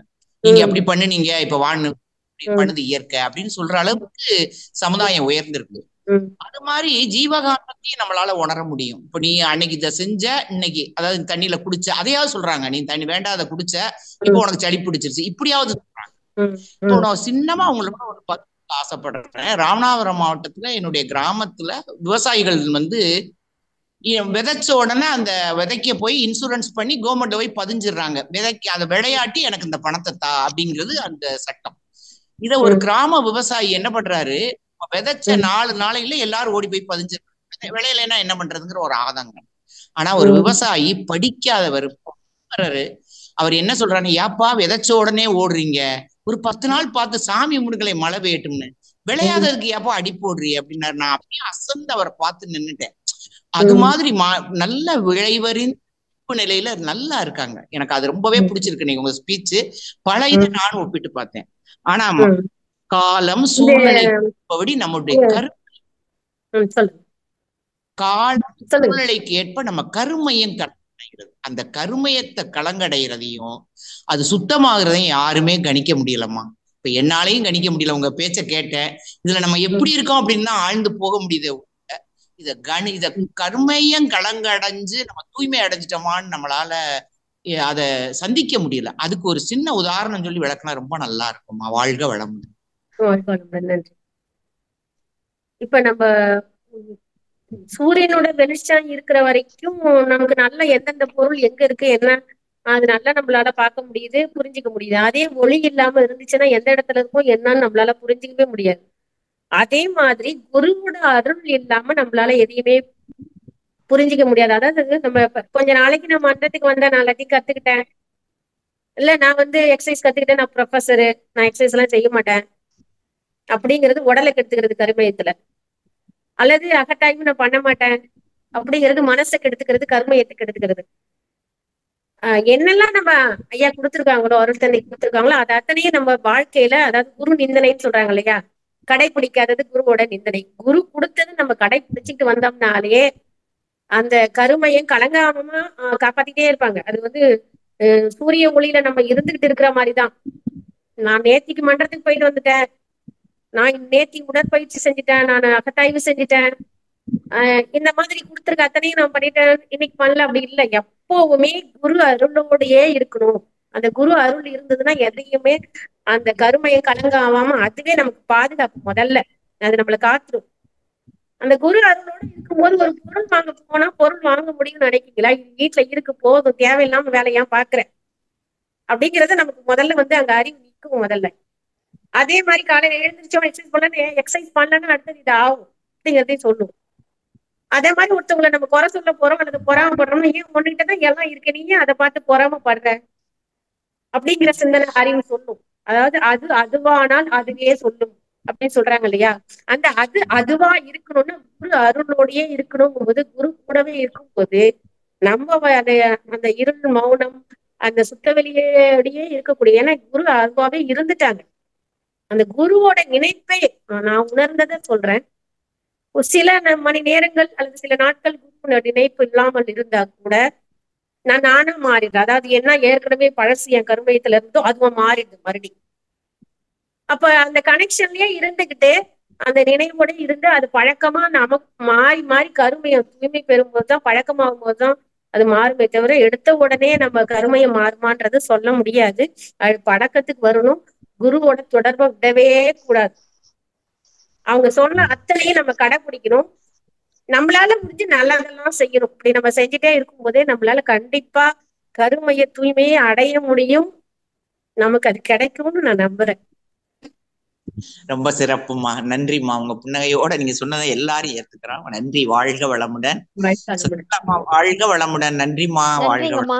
வாழ்க வளமுடன். அருமையான கேள்வி, எல்லாருக்கும் நிச்சயமா பதில் கிடைச்சிருக்கும். வாழ்க வளமுடன் அம்மா. வாழ்க வளமுடன்மா. நன்றிம்மா. சாந்தி கண்ணன் அம்மா, அன்பு செய்து நீங்க பேசலாம். அம்மா வாழ்க வளமுடன் அம்மா. சுசிலாம்மா வாழ்க வளமுடன். சசிகலா அம்மா வாழ்க வளமுடன். வாழ்க வளமுடன் அம்மா. அருமையா இருந்ததுமா இந்த காந்தத்தை பத்தி எல்லாம் உணர்றதுக்கு. எனக்கு 2 கேள்வி இருக்குமா. ஒண்ணு வந்து என் கருமையத்துல நான் சின்ன வயசுல கல்யாணம் ஆன புதுசுல ஒரு வார்த்தை சொன்னது, அது இன்னைக்கு எனக்கு பதிஞ்சிருக்குமா. அது வந்து எனக்கு குழந்தை இல்லைங்கிறதும் ஒருத்தவங்க சுட்டி காட்டினது. எனக்கு பிறந்துருச்சு, எனக்கு குழந்தை பிறந்துருச்சு. ஆனா அவங்க இப்ப இல்ல. ஆனா அவங்க சொன்ன வார்த்தை வந்து எனக்கு அப்பப்ப வந்து அது தோணுமா. அவங்க இப்படி கேட்டாங்களே என்ன இப்படி கேட்டாங்களேன்னு எனக்கு தோணும். அது வந்து எப்படி சொன்னாங்க, உங்களுக்கு பிறந்திருக்குன்னு சொன்னாங்களா, எப்படி சொன்னாங்க? குழந்தை இல்லைங்கிறத எனக்கு ஒரு மாதிரி சொல்லி காட்டினாங்க. ஆனா எனக்கு குழந்தை பிறந்துருச்சு. பிறந்த ரெண்டு குழந்தைங்க அழகா இருக்காங்க. லட்சுமி சரஸ்வதியா 2 குழந்தைங்க இருக்காங்க. அவங்க சொன்ன வார்த்தை வந்து எனக்கு எப்பவுமே அவங்க சொன்னது ஞாபகம் வந்துட்டாமா இருக்கு சில டயத்துல. அதை நான் மறக்கணும்னு பாக்குறேன். என்னோட கருமையில இருந்து நான் மறக்கவே முடியல. எல்லாருக்குமே நிறைய அனுபவங்கள் இல்லாம இல்ல. ஒவ்வொரு நேரத்துல ஒவ்வொரு மன கஷ்டம் யாராலேயும் இந்த மாதிரி வரதான் செய்யுது. அது இல்லைன்னு சொல்ல முடியாது. நம்ம எந்த அளவுல நம்ம அதை எடுத்துக்கிறோம் அப்படிங்கறதுதான் இருக்கு. ஏன்னா நம்ம சாதாரண மனிதர் இல்லை. இப்ப வந்து குருக்கிட்ட வந்துட்டோம். குரு நிறைய புரிஞ்சு வச்சிருக்காரு. இப்ப குருவோட மனைவிக்கு அம்மாவுக்கு அன்னைக்கு ரோகாம்பாளுக்கே இந்த மாதிரி விமர்சனங்கள்லாம் வந்ததுன்னு கேள்விப்படும் போது அவ்வளவு மனசு வலிக்கும். ஏன் இப்படி எல்லாம் இவ்வளவு கஷ்டப்பட்டிருக்காங்களே அம்மாவே, அன்னை லோகாம்பாளே. அவங்க வந்து நமக்கு தாரவாத்து கொடுத்துட்டாங்க அப்படியே ஐயாவை. அப்படியே அதை நினைக்கும் போது அப்படியே கண்ணீர் வரும்னு வச்சுங்களேன். நம்மளா நம்ம வீட்டுக்கு கொடுக்க முடியுமான்னு எனக்கு தெரியல. அந்த மாதிரி சமுதாயத்துக்கு நல்லது செய்யுது. அப்படியேப்பட்ட அந்த அம்மா, அற்புதமான அம்மாவுக்கே அந்த மாதிரி ஒரு நிலை வந்ததுங்கும் போது எனக்கு மனசுக்குள்ளார ஒரு கஷ்டம் வரும். அப்ப அப்படி சொல்லும் போது நமக்குள்ளார இருக்கக்கூடிய இறையாற்றலை தான் நம்ம சொன்னாங்களே தவிர நான் இல்லைங்க, நான் யாருங்க, நான் வந்து இறையாற்றல் தானே நானா வந்திருக்கு. அங்க சொன்ன ஏதோ ஒரு விதத்துல யாருக்கும் என்னவோ கொடுத்திருக்கு. இதுக்குள்ளார இந்த இரையாற்றல் இந்த உடம்புக்குள்ளார இருந்தது, இந்த ஜீவகாந்தாற்றல். அதுக்கு காரணமா அந்த கருவி அனுப்பிட்டு இருக்கு. இந்த பழி இருக்கு, நான் வந்து துடைக்கிறேன் அப்படின்னு அது வந்து இயற்கையை வந்து தொடச்சிட்டு போட்டோம். நான் ஏத்துக்கிட்டேன். ஏதோ இருந்திருக்கு, காரணமா அந்த கருவியா வந்திருக்கு, நான் ஏத்துக்கிட்டேன். அது அவங்க செய்யல, அவங்க சொல்லல. அது சரியா நமக்கு இப்ப சரியா நம்ம நல்லா இருக்கும், இரையாற்றலோட இருக்கும் அப்படிங்கறத அது அதோட மறந்துட்டு இப்ப நல்லா இருக்குமா. மன்னிச்சிடுங்க, மன்னிச்சிடுங்க. சரிம்மா. இன்னொரு கேள்விமா. இப்ப நீங்க சொன்னீங்களம்மா அந்த வான்காந்தத்துல இருந்து நமக்கு வந்து ஜீவகாந்தத்தம் வந்து வர்றப்போ அது ஒரு ஃபீலிங்கா இருக்குமாமா. சில டைம் வந்து ஒரு தியானம் எல்லாம் பண்ணும்போது ஒரு மாதிரி ஜில்னஸாவ நமக்கு உடம்பு தோணுது. சில டைம் ஒண்ணுமே தோண மாட்டேங்குது. அது வந்து எப்படி நம்ம ஃபீல் பண்ணிக்கணும்? நம்ம கரெக்டா நம்ம பிரம்ம முகூர்த்தத்துல செய்யும் போது அந்த அந்த சுவாசம் இருக்கு இல்லையா, நம்ம இறைநிலையோட கனெக்ட் ஆகும் போது சுவாசத்தை பாத்தீங்கன்னா நம்ம இப்ப சுவாசிக்கிற சுவாசமா இருக்காது. அது 2 மூக்குலையும் வந்து அது ஒரு மாதிரி, அது சவுண்டே வேற மாதிரி இருக்கும். இந்த மாதிரி இருக்காது. அந்த டேர்ன் அப்படி நம்ம சாதாரண நிலையில இருந்து தியான நிலைக்கு போற டேர்ன் அப்படி கொஞ்சம் டிஃபரெண்ட் தெரியும். சுவாசம் 2 மூக்குலையும் வர்றது, அந்த அமைதியா வருது, மனசு ஒடுங்குறது, அது தெரியும். அது அந்த டைம்ல நம்மளால உணர முடியும். டீப்புக்கு போக போக நம்ம வந்து எங்க இருக்கோம்னு நமக்கு தெரியாது. இந்த துரியாதி இந்த சுத்த வெளிக்கே போயிட்டோம்னா தெரியாது.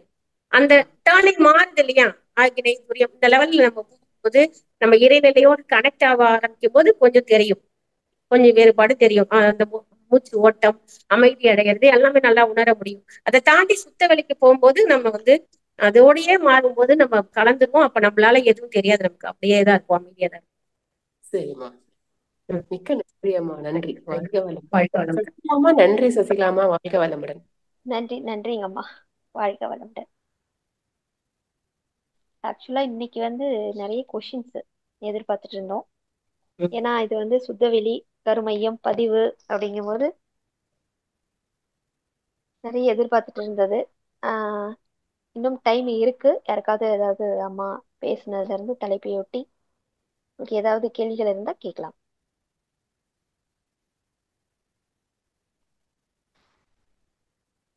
ரமேஷ் ஐயா அவர்கள் பேசுங்க ஐயா, அன்மியூட் செய்து பேசலாம். வாய்ப்புக்கு நன்றி அம்மா. நன்றி அம்மா. வாழ்க வளமுடன். வாழ்க வளமுடன். எனக்கு என்ன ஒரு கேள்வினாமா, இப்போ பெத்தவங்க வந்து நல்ல ஒரு அனுபவம், ஒரு ஒரு பக்தி மார்க்கத்துல இருந்து, ஞான மார்க்கத்துல இருந்து பெரிய மகரிஷிகிட்ட உபதேசம் வாங்கி பெரிய மகான்கள்லாம் சந்திச்சு திருமணம் ஆகி அதுக்கப்புறம் அவங்களுக்கு பிறக்கிற குழந்தைங்க வந்து எப்படி இருப்பாங்கம்மா, எப்படி இருப்பாங்க? அது ஒரு நல்ல எல்லா மார்க்கத்திலயும் இருக்கிறதுனால அவங்களுக்கு அப்படியே சூப்பரா ஞான குழந்தைகளா பிறந்துடும் சொல்ல முடியாது. எல்லாத்துலயும் இருக்கிறதுனால, கடைபிடிக்கிறதுனாலதான் அந்த கருவழியே திருவுடையார் அப்படிங்கிற குழந்தைங்க வரும். வேறுபட்டு இருக்கு. நான் பார்க்கும்போது பாத்தீங்கன்னா குழந்தைங்களுக்கு வந்து அந்த ஒரு பக்தியில ஈடுபாடு இருக்கு. இப்ப இன்னைக்கு ரீசெண்ட் ட்ரெண்ட் சொல்ல வர சயின்டிபிக் வேர்ல்ட்ல பாத்தீங்கன்னாக்கா, என்னதான் இருந்தா நம்ம தாத்தா பாட்டி மூதாதைகள் அந்த வழியில வந்துட்டு ஓரளவுக்கு பக்தியில வந்து ஞான மார்க்கத்துக்கு போற மாதிரி இருந்தா கூட பசங்க இப்ப வளர்ற பசங்க வந்து அந்த மாதிரி ஒரு ரொம்ப அறிவு முதிர்ச்சினாலயா இல்ல தன்னை இப்போ ஞானத்துல அல்டிமேட் ஏம் வந்து தன்னைத்தான நம்பிக்கை தான் மெயின். பக்தி மார்க்கத்து ஞான மார்க்கம் பக்தியில வந்து வெளிப்பொருளை நம்பிக்கை வைக்கிறது, ஞான மார்க்கத்தை தன்னைத்தான நம்பிக்கை வைக்கிறது. இப்போ அந்த தன்னைத்தான் நம்பிக்கை வைக்கிறது ரொம்பவே இருக்கு சின்ன பசங்கள்ல இருந்து. இருக்கு. இப்ப வரக்கூடிய தலைமுறை சின்ன குழந்தைங்களுக்கு நீங்க சொல்ற மாதிரி நிறைய வந்து தானாவே ஞான மார்க்கத்துல நிறையவே இருக்கு. இப்ப பாத்தீங்கன்னா ஒரு காலத்துல வந்து இந்த பக்கம் இது பண்ணா இது தப்பு பண்ணா தண்டனை கொடுப்பாருன்னா, இப்ப பசங்க வந்து தண்டனை அதெல்லாம் பரவாயில்ல, அதுக்கு தெரியும் ஒண்ணு இவங்க சும்மா வந்து இது பண்றாங்க சொல்லிட்டு அது தைரியமா பேசுறாங்க, எதிர்த்து பேசுறாங்க. அது ஒரு பாராட்டக்கூடிய தகுதியா இருந்தா கூட இந்த அன்னெசரி இந்த இருக்கிற இந்த என்ன சொல்றது, இப்ப இருக்கிற எல்லாம் மெட்டீரியலிஸ்ட் வேர்ல்டு தான் பாக்குறது கேட்கறது. அந்த ஒரு மெட்டீரியலிஸ்டிக் வேர்ல்ட்ல போகும்போது அவங்க ஒரு பர்டிகுலர் டைம்ல வந்து ஒரு பிரச்சனை வரும்போது அப்படியே ஒரு மூச்சே அடங்கிறா போல ஒரு திணறலை வந்துட்டு அதுக்கப்புறம் ஃபர்தரா போயிட மாட்டாங்க. இப்போ என்ன ஆகுதுன்னா டிப்ரெஷன் போயிடுறாங்க. இப்போதான் நிறைய இந்த சைக்காலஜிக்கல் பாத்தீங்கன்னா இந்த சைக்கியாட்ரிஸ்ட் அதுக்கு வந்து மெடிசன்ஸ் கொடுத்து அது எப்படி அதை மாத்துறது. இன்ஃபேக்ட் இது வந்து நல்ல ஒரு ஞான மார்க்கத்துல இருந்து பக்தி மார்க்கத்துல இருந்து பசங்க இது மார்க்கம் அப்படிங்கறத தாண்டியுமே நம்ம சூழ்நிலை எப்படின்னா, இப்ப நம்ம காலத்துல என் வயதுல இருப்பீங்கன்னு நினைக்கிறேன், அதை வச்சு சொல்றேன் நானு. நம்ம காலத்துல என்னோட காலத்துல இப்ப எப்படின்னா, நான் என் கூட நண்பர்கள் படித்தவர்கள் அல்லது அவங்க கூட அவங்களுக்கு வயசு பெரியவங்க இவங்க எல்லாம் பாத்தீங்கன்னாக்க தீபாவளிக்கு மட்டும்தான் ட்ரெஸ் கிடைக்கும். தீபாவளிக்கு கூட சொல்ல முடியாது, பொங்கலுக்கு ஒரே ஒரு ட்ரெஸ் கிடைக்கும். அப்படியும் அது கிழிஞ்சு போச்சுன்னா தச்சுதான் போட்டிருக்கோம் நம்ம. அதே மாதிரி படிப்புக்கு பணம் கட்டவே வீட்டுல இருக்க வேலைகள் உட்பட ஏதோ ஒண்ணு குழந்தைங்களுக்கு சமைக்கிற வேலையோ இல்ல தண்ணி பிடிச்சி வைக்கிற வேலையோ ஏதோ ஒண்ணு சொல்லுவாங்க. பொம்பளை பிள்ளையா இருந்தா ஆம்பளை பிள்ளையா இருந்தாலும் ஏதோ ஒரு வேலை கொடுப்பாங்க. அப்ப அம்மா அப்பாவுக்கு உதவி கொண்டே படிக்கணுங்கிற சூழ்நிலை, அந்த கஷ்டம் தெரிஞ்சு குழந்தைங்க வளர்ந்தாங்க. இன்னைக்கு எடுத்த உடனே நம்ம படிப்பும் ஒரு காரணம், இந்த மாதிரி கல்வி முறையும் நம்ம மெட்ரிக்னு கொண்டு சேர்க்கும் போது பெத்தவங்களோட அவங்க கஷ்டம் இல்லைன்னா நிறைய புரிஞ்சுக்கிட்டு அவங்களோட அந்த உதவி செஞ்சு வாழக்கூடிய அந்த மாதிரி இன்னொன்னு திட்டாமையே எதுவுமே சொல்லி சத்தம் போடாமையே கேட்கறதுக்கு அதிகப்படியா வாங்கி கொடுத்து ரொம்ப சொகுசான வாழ்க்கை வாழும்போது புதுசா ஒண்ணு கிடைக்கலனாலோ அவங்க நினைச்சது கிடைக்கலனாலோ ஒருத்தவங்க ஒண்ணு துன்பப்படுத்தினாலும் அதை தாங்கிக்கிற கூடிய மன வலிமை இல்லாம குழந்தைங்களுக்கு கண்டிப்பா போயிடுது. இது நம்ம வளர்ப்பு முறையும் ஒரு காரணம். ஒரு குழந்தைன்னா நம்ம சமுதாயத்தோட அங்கம் தான் நம்ம குழந்தை. எந்த அளவுக்கு எல்லாரோட பொருள் மகிமை புரியணுமோ, உறவுகளோட மகிமை புரியணுமோ, ஒரு ஒவ்வொரு சூழ்நிலையிலும் இப்ப படிக்காட்டியும் ஃபர்ஸ்ட் ரேங்க் வாங்கிட்டு வரலாம் சொல்லாம ஒரு ஒரு தடங்கள் தோல்வி வரும். அதுக்குதான் நம்ம பழைய காலத்துல இந்த பல்லாங்குழி விளையாண்டது, நிறைய விளையாட்டுகள்ல குழந்தைகளோட சேர்ந்து விளையாடுறது இதெல்லாம் இருந்துச்சு. ஏன்னா அங்கவே வந்து பல்லாங்குழியில தோத்து போயிட்டாலும் அந்த தோக்குற மனநிலைமையை உருவாக்கிடும் அந்த விளையாட்டு. ஒவ்வொரு விளையாட்டு அதை சார்ந்து இருந்துச்சு, கல்வி முறை அதை சார்ந்து இருந்துச்சு, நம்ம வளர்த்த முறை அதை சார்ந்து இன்னைக்கு எல்லாமே நம்ம வந்து ஆஹ் தனக்கு வெற்றி கிடைக்கணும், தான் சந்தோஷமா வாழணும் அந்த மாதிரி கஷ்டப்பட்டு படிக்குதுங்க. நிறைய பிள்ளைங்க படிக்குதுங்க, ஃபர்ஸ்ட் வருதுங்க. அதனால என்ன பண்ணிடுது, தோல்வி வந்துட்டுதான் தாங்க முடியாத நிலைமைக்கு வந்துருது. அப்ப இயற்கையாவே வளரும் போதே வெற்றி தோல்வி அனைத்தும் சமம் அப்படிங்கிறத நம்ம உணர்ற மாதிரி ஒரு வாழ்க்கையை நம்ம பிள்ளைங்களுக்கு நம்ம சொல்லி கொடுத்தோம்னா திடுக்குன்னு இந்த பிள்ளைங்க, சில பிள்ளைங்க எல்லாம் பார்க்கும்போது நல்லா படிக்கக்கூடிய ஸ்டூடெண்ட் ஃபர்ஸ்ட் ரேங்க் வரலங்கிறதுக்காக தான் இறந்து போற ஸ்டூடெண்ட்ஸ், ஒரு மெடிக்கல் சீட்டு கிடைக்கலன்னா இறந்து போற ஸ்டூடெண்ட்ஸ் இதெல்லாம் பார்க்கும்போது ரொம்ப மனசு வலிக்குது. அந்த இயற்கையை நம்ம சொல்லி கொடுக்காம, நம்ம வாழ்க்கை முறையை சொல்லி கொடுக்காம, ஒரு பெரிய ஒரு ஒரு துறையில பெரிய பதவிக்கு வர்றது மட்டும் மனிதனுடைய இது கிடையாது. சாதாரண எளிமையில இருந்தா கூட இறைநிலை தான் நமக்கு உள்ளார இருக்கு, அதுவே நமக்கு புண்ணியதாங்கிறது நம்ம ஒவ்வொரு குழந்தைகளுக்கும் புரியுற மாதிரி வளர்க்கும் போதே சொல்லி கொடுத்தோம்னா எந்த ஒரு குழந்தையும் இந்த மாதிரி ஒரு கஷ்டத்துக்கு ஆளாவதுங்கிறத நான் உணர்றேன். எனக்கு தெரிஞ்சதை சொல்லியிருக்கேங்க. கண்டிப்பாங்க, நல்லா அருமையா சொன்னீங்க. இருந்தாலும் எனக்கு தெரிஞ்சதை இன்ஃபர்மேஷன் உங்ககிட்ட ஷேர் பண்ணிக்கிறேன். இப்போ கல்வித்துறையில பாத்தீங்கன்னா நீங்க சொன்ன மாதிரி முதல்ல வந்து ஸ்டேட் செகண்ட் இப்ப எடுத்துட்டாங்க. எனக்கு எடுத்துட்ட ஒரு 5-6 வருஷமா வந்து ரேங்கே கொடுக்கறது இல்லை, ஸ்கூல்ல ரேங்கே கொடுக்கறது. ஏன்னா வந்து பசங்களுக்கு வந்து சைக்காலஜிக்கலா ஓகே நான் தான் முயற்சி பண்ணிருப்பாங்க, அடைய முடியலும் போது அவங்களுக்கு தோல்வி அடைஞ்சு நிறைய சைக்காலஜிஸ்ட் எல்லாம் கொடுத்து ஒரு குரூப்பா தான் ரேங்க் பண்றாங்க, தவிர இண்டிவிஜுவலா நீ தான் பெரிய ஆளு செகண்ட் அந்த மாதிரி பண்ணல. இதே போல இவங்க முடிச்சு பணிக்கு போகும்போது கூட அங்கேயும் ஏகப்பட்ட இடத்துல பாத்தீங்கன்னா ஒரு ஐடில போனாலும் இல்ல இது பண்ணா கூட அங்கேயும் போட்டி எவ்ரி இயர் பாத்தீங்கன்னா காம்படிஷன் வரணும். அங்கேயும் பாத்தீங்கன்னா கூட பல தரைகள்ல வந்து அந்த ஒரு முன்னேற்றம் வருது. பட் இருந்தாலும் வந்து பசங்க வந்து அதை சமாளிச்சு மீள்றதுக்கே நம்ம தான் இளைஞரோட வாழ்த்தி எல்லாம் நல்லா இருக்கணும் மாதிரி சமுதாயம் அதுக்கு தகுந்த மன வலிமை நம்ம கொடுக்கலாம். கூட இருக்கக்கூடிய பேரண்ட்ஸ் அல்லது தாத்தா பாட்டியா இருந்தோம்னா தாத்தா பாட்டி, நான்லாம் இத்தனை வருஷம் ஆச்சு இந்த மாதிரி பெரிய ஒரு இதுக்கு வர்றதுக்கு, அது கொஞ்சம் கொஞ்சமா வந்துரும் நம்பலாம் அப்படின்னு சொல்லிட்டு அதுக்கான முன்னேற்றத்துக்கான என்ன பண்ணணுங்கிற ஒரு கைடன்ஸையும் அந்த வெயிட்டிங் பண்ணக்கூடிய மனநிலையும் உதாரணம் காட்டி நிறைய பேர் கூட நம்ம இது பண்ணும்போது அது குழந்தை தானா ஏத்துக்கக்கூடிய தன்மை வந்துடும். கண்டிப்பாங்கம்மா, ரொம்ப நன்றி வாய்ப்பு. நம்ம ஆசை பெருசாகும் போது தானே நான் இந்த வயசுலயே இவ்வளவு பெரிய போஸ்டிங் போகணும் எல்லாம் இது பண்ணணும் போது அங்க கிடைக்காம போகும்போது நமக்கு இப்ப இதாகுது. நம்ம ஏத்துக்கிற மன வலிமையும் அல்லது பொறுமையா ஏத்துக்கணும்னா என்ன பண்ணணும் முயற்சிங்கிற மன வலிமையும் நம்ம உண்டாக்கிட்டோம்னா நமக்கு நல்லதாவே நடக்கும். கண்டிப்பாங்கம்மா, வாழ்க வளமுடன். ரொம்ப நன்றிங்க, வாழ்க வளமுடன். வாழ்க வளமுடன். நன்றிங்க ஐயா, வாழ்க வளமுடன். அடுத்தது கலைமதி அம்மா, அன்மிட் செய்த ஐயா அம்மாட்ட பேசுங்கம்மா. வணக்கம் அம்மா. வணக்கம், வாழ்க வளமுடன். வாழ்க வளமுடன் அம்மா. சுசிலா அம்மா வணக்கம் அம்மா. உங்க உரை ரொம்ப நல்லா இருந்ததுங்கம்மா. இப்ப விலங்குகளுக்கு விட மனித பிறவு கொஞ்சம் உயர்வானதா நம்ம சொல்றோம் இல்லம்மா, ஆனா விலங்குகள் கிட்ட இருந்தே நம்ம இன்னும் கத்துக்க வேண்டியது இருக்குன்ற மாதிரி இருக்கு. அதாவது அதனுடைய குழந்தைங்களுக்கு அது ஆபத்துனா அது உயிரை கொடுத்து அவ்வளவு போராடுது. ஆனா அதே சமயம் அதை மீறி நடக்கும்போது அதுல இருந்து ரொம்ப சுலபமா, அதாவது கொஞ்சம் டைம் எடுத்தா வெளியே வந்துருது. ஆனா மனிதர்களால அது போல இருக்கவே முடியல. அந்த இழப்புலயோ இல்ல வருத்தத்திலயோ வாழ்ந்துட்டு இருக்காங்க. நம்ம எப்படிதாம்மா அதுல இருந்து வெளியே வர்றது? நம்ம பிறக்கிறதே இறைநிலைக்கு போய் சேர்றதுக்குதான் அப்படி எல்லாமே சொன்னா கூட அது கொண்டு வர்றது ரொம்ப கஷ்டமா இருக்கும் இல்லம்மா சில பேருக்கு. எப்படின்னா எறும்பு இப்ப இருக்குன்னு வச்சுக்கோங்களேன், எறும்பு இயற்கையோட ஒன்றி இருக்கு, நம்ம அந்த அளவுக்கு ஒன்றல. அதாவது இந்த ஓரறிவு ஈரறிவு மூவறிவு இதெல்லாம் நம்ம சொல்றோம் இல்லையா, அதெல்லாம் இயற்கையோட ரொம்ப ஒன்றி இருக்கிறதுனால இயற்கையில என்ன நடக்குதுங்கிறத நல்லாவே புரிஞ்சுக்க முடியும். இப்போ நீங்க வெளியில போய் பாத்தீங்கன்னா தெரியும், எறும்பு என்ன பண்ணும், மழை பெய்ய போது நம்ம வானிலையை வச்சு பார்க்க தேவையில்லை. எறும்பு என்ன பண்ணும், அந்த மண்ணை அது சுத்தியில இது மாதிரி கட்டி அந்த மழை தண்ணி அந்த குழிக்குள்ளார போகாத அளவுக்கு வச்சிருக்கும். அது ஏன்னா அந்த எறும்போட முட்டைலாம் அதுல இருக்கும். அல்லது நீங்க பாத்தீங்கன்னா இந்த கிளைமேட் ஒரு மாதிரி இருக்கும்போது எறும்பு முட்டை தூக்கிட்டு வேகனா ஓடும். இதெல்லாம் பார்த்தாலே என்ன பண்ணும், மழை வரப்போகுதுங்கிறது எறும்புக்கு புரிஞ்சிருச்சு, நமக்கு புரியல அப்படிங்கிறது புரியும். அடுத்தது இந்த பறவைகள் பாத்தீங்கன்னா, இந்த புயல் வரப்போகுதுனாலே பறவைகள் பாத்தீங்கன்னாக்க நிறைய பறக்காது. அந்த மரம் அப்படியே என்னமோ நடக்க போகுது அப்படிங்கிற மாதிரி அப்படியே அமைதியா ஆடாத அசையாத, ஓ புயல் வரப்போகுது அப்படிங்கிறது அந்த மரத்துக்கு தெரியும். அப்ப அடுத்தது புயல் வரும். அந்த மாதிரி இந்த ஊரறிவு அறிவுலாம் அந்த இயற்கையோட ஒன்றி இருக்கு.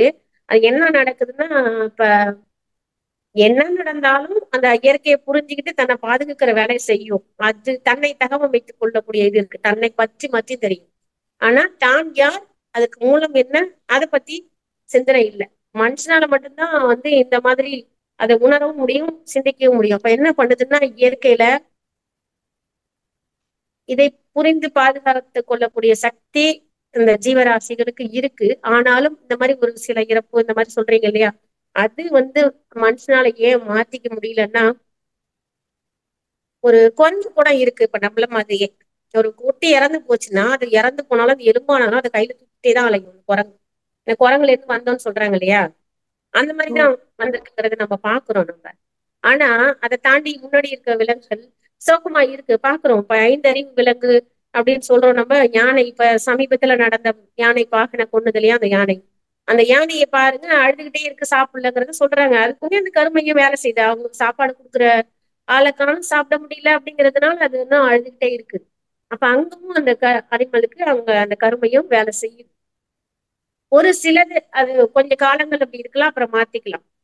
ஆனாலும் மனுஷனுக்கு ஏன் அப்படின்னா, பற்று கொஞ்ச நெஞ்ச பற்றா. இது என் கணவர், என் குழந்தை, என்னோட அம்மா, என்னோட அப்பா, என்னோட அக்கா, என்னோட தம்பி, இந்த மாதிரி ஒரு பற்று வச்சு அப்படியவே அதுலயே நம்ம முடிக்கையே இதா இருக்கும். அந்த கருமையத்துல அப்படி ஆயிடுச்சு அப்படி ஆயிடுச்சு நம்ம ஃபீல் பண்றோம், அல்லது நம்மளே நினைச்சே ஃபீல் பண்றோம்.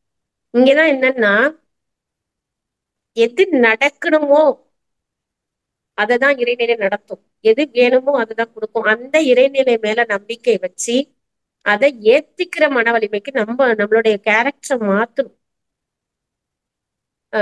ஒரு சித்தர்கள் பார்க்கும்போது, ஒரு சித்தர் வந்து என்ன பண்றாரு, ஒரு ஒரு கல்லை வந்து ரொம்ப அந்த படிக்கட்டுல எல்லாம் உயர்த்தி ரொம்ப கஷ்டப்பட்டு தூக்கிட்டு போய் அங்கிருந்து தானா தள்ளி விடுறாராம். அப்ப பாத்துட்டு இருந்த ஒரு பாமர மக்கள் கேக்குறாங்க, ஏன் இவ்வளவு கஷ்டப்பட்டு தூக்கிட்டு போய் அங்க வந்து கடாசுறது அப்படின்னா, எதையும் கஷ்டப்பட்டு ஆக்க முடியும், ஆக்க கஷ்டப்படணும், அழிக்கிறது கஷ்டப்படக்கூடாதுன்னு புரிய வைக்கிறதுக்காக தான் அது செஞ்சாரு அப்படின்னு சொல்றாங்க. அந்த மாதிரி இறைநிலையில தோன்றுவதும் இறைநிலையிலிருந்து மறைவதும் அது இயல்புதான். அது இன்னைக்கு நடக்கலாம், நாளைக்கு நடக்கலாம், எப்போ வேணாலும் நடக்கலாம். அது விதிப்படிதான் நடக்குது. அதோட இறைநிலையோட விதிப்படிதான் நடக்குதுங்கிறத நம்ம ஏத்துக்கிட்டோம் அப்படின்னா, அதை நம்ம அறிவுக்கு புரிய வைக்கணும். அதை விட்டுட்டு நம்ம பற்றோட இருக்கிறோம் அப்படின்னா நம்மளால அதை ஏத்துக்க முடியாது. மனசு வலிக்கும். அது ஏத்துக்கிறது மட்டும் இல்ல, உணர்ந்ததுனால சொல்றேன். ஒரு உறவினரோட டெத்து வந்து மனசுல பாதிச்சு நம்ம கஷ்டப்படுறோங்கிறது மட்டும் உங்க ஃபீலிங் கிடையாது. அந்த கருமையை என்னெல்லாம் கஷ்டப்பட்டு அந்த ஆன்மா போச்சோ அந்த பதிவுகளும் நமக்கு வரும்.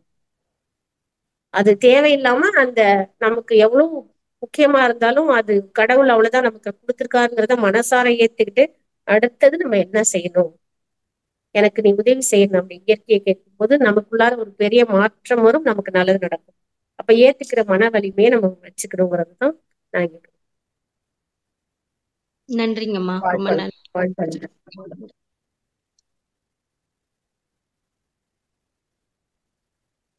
நன்றிங்கம்மா, வாழ்க வளமுடன். அடுத்ததாக பிருந்தாம்மா அன்மியூட் செய்து நீங்க பேசலாம். வாழ்களுடன் சசிகலாமா, வாழ்களுடன் விஜயலட்சுமி. ஆமா, எங்க அம்மா வந்து மனவளக்கலை பேராசிரியர். ஆனா எங்க பெரிய அக்கா பசங்க பிறந்ததுக்கு அப்புறம் தான் அவங்க மனவளக்கலையில வந்தாங்க. என் பசங்களும் சின்னக்கா பசங்களும் தம்பி பசங்களும் கருவுல இருக்கும் போதே வாழ்களுடன் சொல்லுங்க அப்படின்னு சொல்லி இது பண்ணாங்க. அது மாதிரி நாங்க சொன்னதுல அந்த பசங்க எல்லாம் நல்லா தெளிவா அறிவோட நல்லா இருக்கு. ஏதாவது நாங்க சொன்னாலும் எனக்கு தெரியும், உன் வேலையை பாரு, நான் பாத்துக்கிறேன், என்னால முடியும் அப்படிங்கிற மாதிரி பேசுறாங்க அந்த பசங்க. ஆனா அந்த பசங்களுக்கும் இந்த பசங்களுக்கும் நல்ல வித்தியாசம் தெரியுதுமா. இப்ப அந்த பசங்களுக்கு, பெரியக்காவோட பசங்களுக்கு அவங்க கருமையும் இது இன்னும் நல்லா அவங்க அறிவோட செயல்படணும்னா அவங்க கருமையத்துக்கு நாம என்ன பண்ணி அவங்கள இன்னும் மேல கொண்டு வரலாமா? இப்ப நம்ம ஒவ்வொரு குழந்தையும் பிறக்கும் போது ஒவ்வொரு கோள்கள் ஆதிக்கத்துல பிறந்திருக்கும். அதுதான் நம்ம நட்சத்திரம்னு நம்ம சொல்றோம். அப்ப ஒவ்வொரு குழந்தைக்கும் ஒவ்வொரு டிஃபரெண்ட் கண்டிப்பா இருக்கும். அந்த கோள்களுடைய கதிர்வீச்சல் எப்படி இருக்குதோ அந்த காலங்கள் அதை நோக்கிதான் நகர்த்திட்டு போகும். இந்த கோள்களை அந்த கதிர்வீச்சிலிருந்து நம்ம பாதிக்கப்படுறத உடைக்கக்கூடிய சக்தி எதுக்குன்னா நம்மளுடைய தவங்கள்ல கொடுத்துருக்காங்க மகர்ஷி. கோளறு பதிகம்னு சொல்றாங்களா, அந்த கோளறு பதிகம் சமுத்திரன் ஐயா கூட பேசிருந்தாங்க. அந்த கோளறு பதிகம்ங்கிற அந்த இதைதான் நமக்கு அத்தனை பாதுகாப்பு நமக்கு தவங்கள்ல நிறைய கொடுத்துருப்பாங்க. அந்த கோள்கள்ல இருந்து வரக்கூடிய ஆற்றலை, அதாவது நம்ம தாங்க முடியாத ஆற்றலை தவிர்க்கக்கூடியது தவங்கள் அப்படிங்கறத நம்ம புரிஞ்சுக்கிறோம்.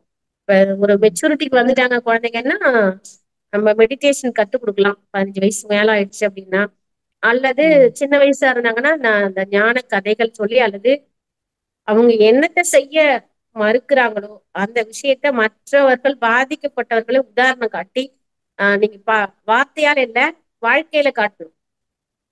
என்ன பண்ணாங்க என்னவா இருக்காங்க, என்ன பண்றாங்க என்னவா இருக்காங்க, அதையும் சொல்லி கூட சில குழந்தைங்க ஃபாலோ பண்ணாது. அவங்க கர்மயத்துல எவ்வளவு எடுத்துக்க முடியுமோ அவ்வளவுதான் எடுத்துப்பாங்க. ஏன்னா அந்த பதிவு எவ்வளவு வச்சிருக்கோ அதை பொறுத்துதான் இருக்கும். அப்ப நம்ம மறுபடியும் அந்த ஞானத்திலேயோடைய அல்லது கூட இருக்கவங்க மெடிடேஷன் பண்ணி அந்த அந்த காப்பு வளையத்துக்குள்ளாரையே வச்சிருந்து நல்ல சிந்தனை நல்லது போகணுங்கிற இதே சொல்லி சொல்லி அந்த மாதிரி நல்லவங்களை, அதாவது நண்பர்கள், நல்ல ஒரு நண்பர்களா காட்டி நம்ம ஆன்மீக பாதையில கொண்டு வரும்போது குருவர்களுக்கு தானாவே மாறும். மிக்க நன்றி அம்மா. வாழ்க சசிகலா. நன்றிங்கம்மா. வாழ்க வளமுடன். அடுத்தமா மாலதி அம்மா அவர்கள் செய்து பேசுறாங்கம்மா.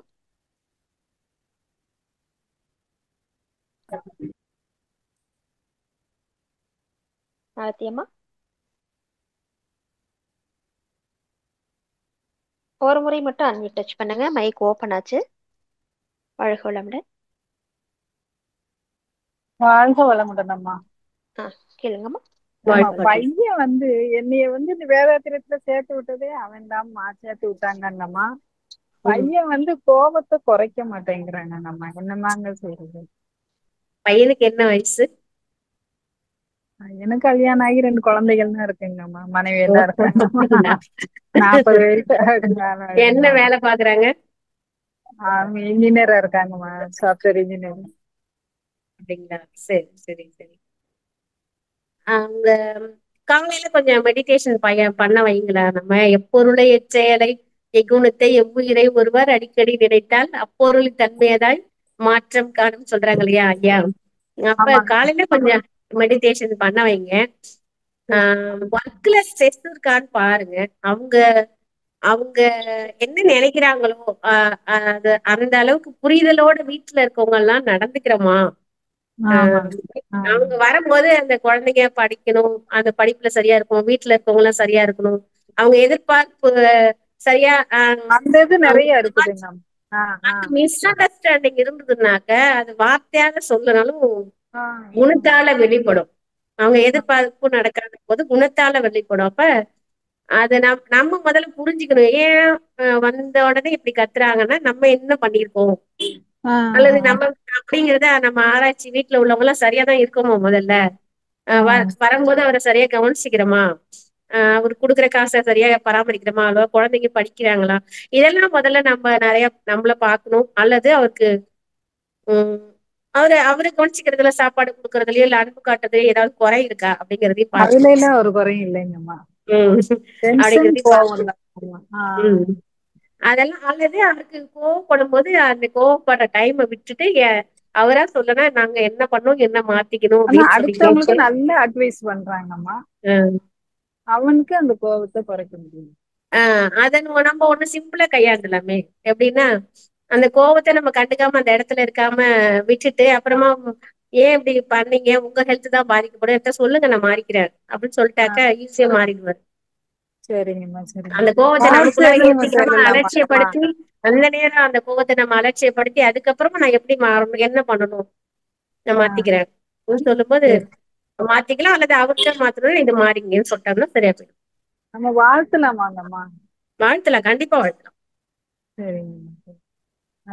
கொஞ்சம் மெடிடேஷன் பண்ண சொல்லுங்க.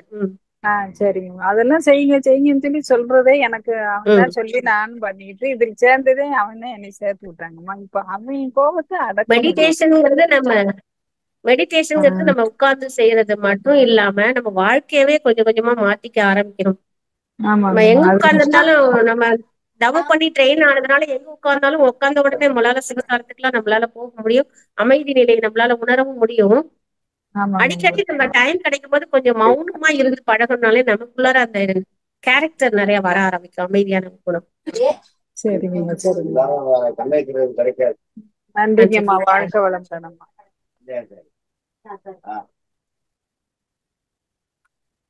வாழ்க வளமுடன் அம்மா. மாலத்தியம்மா நன்றி. வாழ்க வளமுடன்.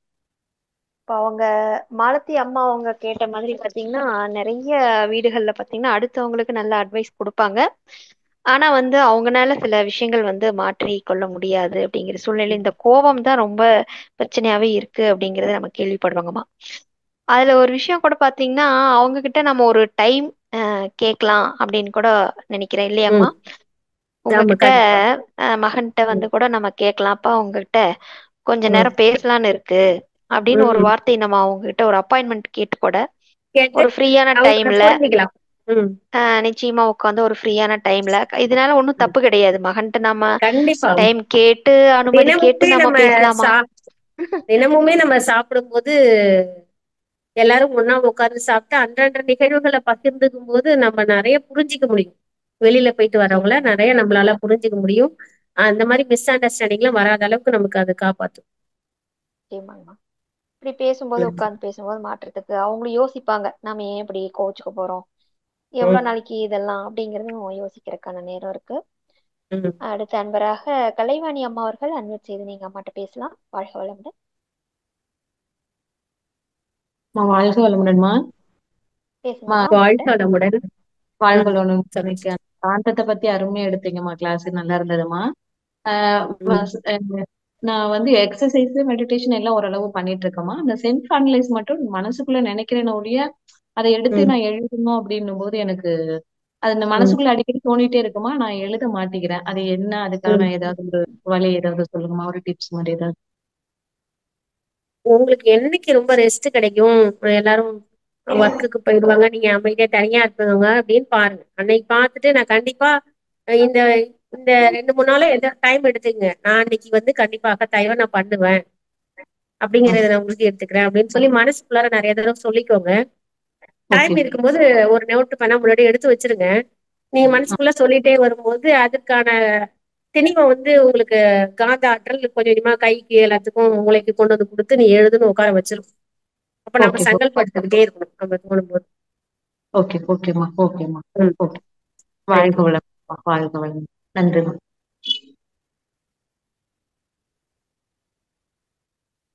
நன்றிங்கம்மா. வாழ்க வளமுடன். சுகன்யா அம்மா அன்மியூட் செய்து நீங்க அம்மாட்ட பேசலாம். சுகன்யா அம்மா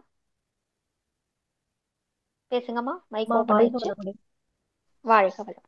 பேசுங்க அம்மா. வாழ்க வளமுடன். வாழ்க வளமுடன். அம்மா வாழ்க வளமுடன். நான் என்னென்ன கேட்கணும்னு நினைச்சனோ அது எல்லாமே கேள்வி பதில கேட்டாங்க. அது எல்லாத்துக்குமே தெளிவான ஒரு பதில கொடுத்தீங்க. என் குழந்தைங்களுக்கு, என் ஹஸ்பண்டுக்கு எல்லாமே கேட்க வேண்டிய எல்லாத்துக்குமே ரொம்ப தெளிவான பதில கொடுத்தீங்கம்மா. உங்களோட ஸ்பீச் ரொம்ப நல்லா இருந்ததுமா. ரொம்ப நன்றி. ரொம்ப நன்றிம்மா.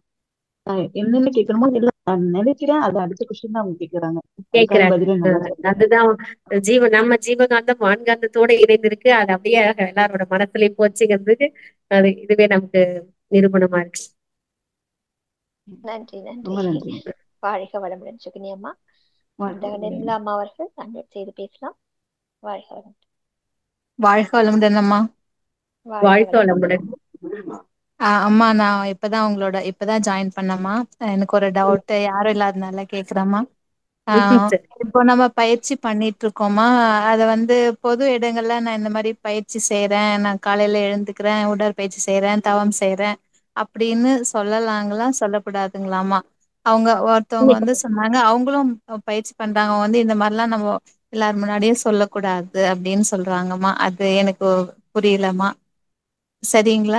ஓகே. இப்ப நீங்க பாருங்களேன், நீங்க பெரிய பெரிய சாதனையாளர்கள்லாம் தான் யாரும் காட்டிக்க மாட்டாங்க எங்க இருக்காங்க.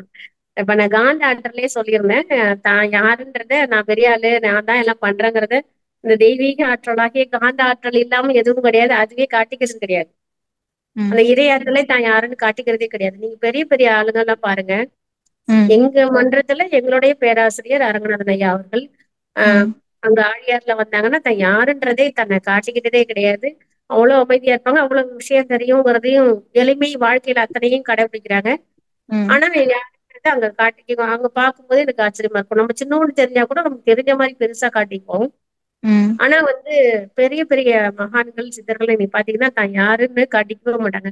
நான் எக்ஸசைஸ் பண்றேன் அப்படிங்கறது நம்மள போய் சொல்ல தேவையில்லை. அவங்க ஏதாவது கேட்டாங்கன்னாக்கா நம்ம இதை பண்ண சரியாயிடுன்னு சொல்லலாம். நான் பண்றேன், இவங்க என்ன விளம்பரம் பண்றாங்களா, பண்றதால உங்களுக்கு பெருமை அப்படித்தான் நினைப்பாங்க பாக்குறவங்க.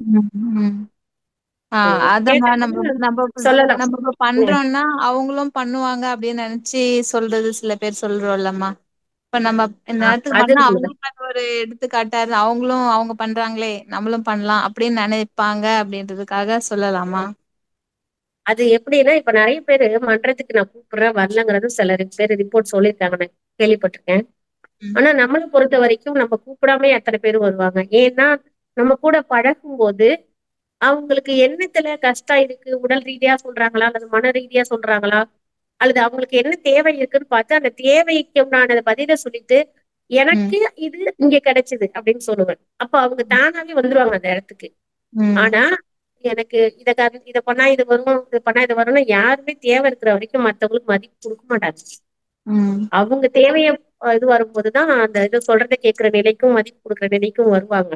அப்ப எப்படின்னா அவங்கள தேவை என்னன்னு பார்த்து நீங்க அதை ஃபுல்ஃபில் பண்ணீங்கன்னா எக்ஸசைஸ் பண்ணணும். இப்ப உங்களை கூட வரணும் எக்ஸசைஸ் பண்ணணும்னாலும் அல்லது மன்றத்துல சேர்க்கணும்னாலும் நம்மளால அதை செய்ய முடியும். நம்ம சொல்றதுனாலையும் செய்யலாம். இருந்தாலும் அவங்கள புரிஞ்சுக்கணும், விளம்பரப்படுத்தாம நம்ம பெரிய ஆளா காட்டிக்காம மன்றம் இருக்கிறத சொல்லலாம். அல்லது நீங்க எப்படி சொல்லலாம்னா, நான் எக்ஸசைஸ் பண்றேன் அப்படின்னு சொல்லாம, எனக்கு இந்த மாதிரி ஒரு கை வலி இருந்துச்சுப்பா, நிக்கவே இல்ல, கொற்புளி இருந்துச்சு, அது நிக்காம இருந்துச்சு, அல்லது ரத்தம் கம்மியா இந்த மாதிரி ஏதாவது ஒரு பிரச்சனை இருந்து அது நான் போய் சரியாச்சு அப்படின்னு சொல்லும் போது அங்க உங்களை ஒரு வேற மாதிரி பார்க்க மாட்டாங்க. இது விளம்பரம் பண்ண வந்திருக்காட்டிருக்கு, இவங்க பெருமை பேச வந்திருக்காங்களாட்டிருக்கு அப்படின்னு நினைக்க மாட்டாங்க. ஓகே, அவங்க நம்ம நல்லா இருக்கணும்னு நினைச்சு சொல்றாங்க அப்படிங்கறத புரிஞ்சுப்பாங்க. சரி, ஓகேம்மா, தேங்க்யூம்மா.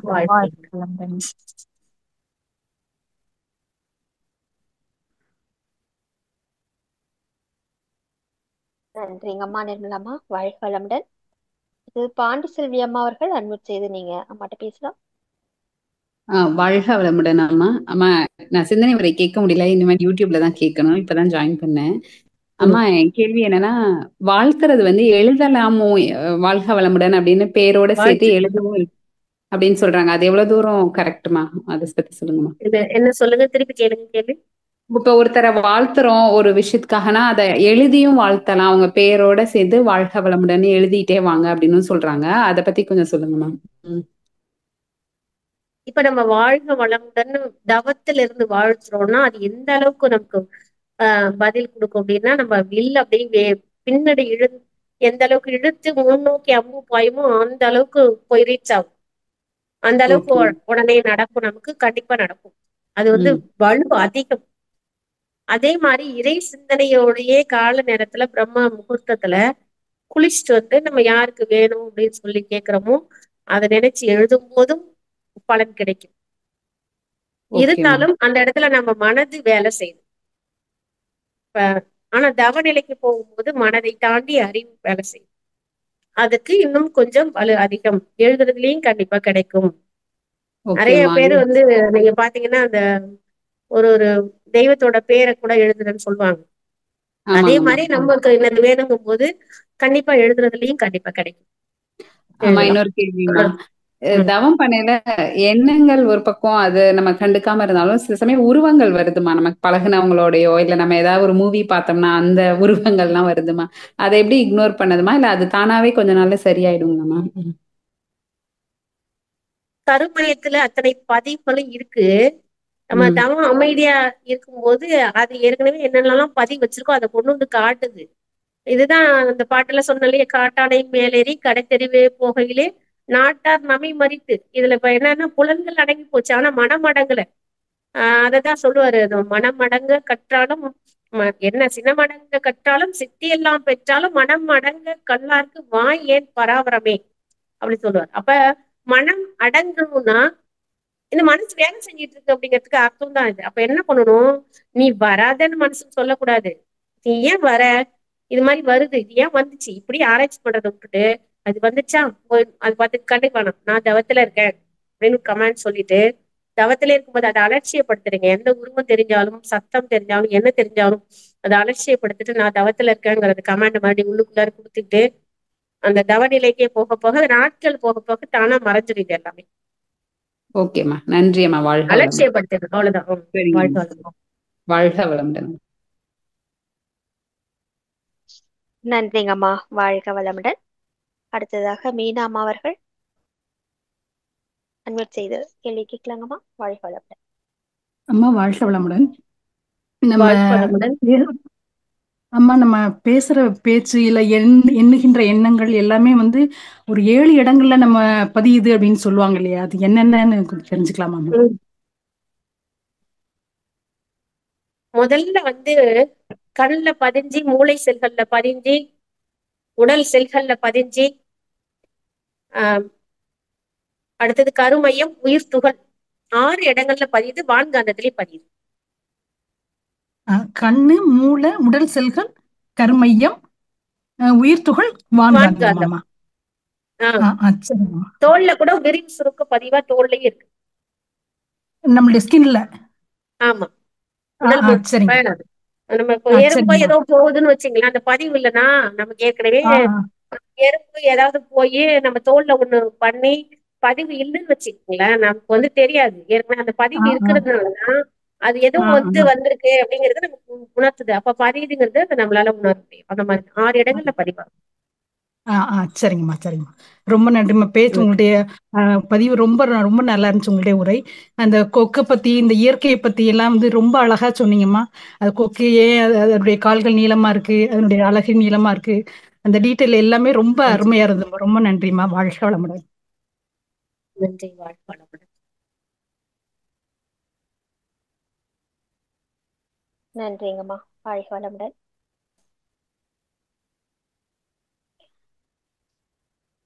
ஐபோன், உங்களுடைய பேர் சொல்லிட்டு ஊர் சொல்லிட்டு அம்மாட்ட நீங்க பேசலாம். அன்மியூட் செஞ்சிருக்கோம். வாழ்க வளமுடன். அமுதாமா பேசுங்க, அம்மா கிட்ட பேசுங்க. வாழ்க வளமுடன். அம்மா, நேத்து ஒரு கல்யாண வீட்டுக்கு போனேன். ஹலோ அம்மா, சரியா?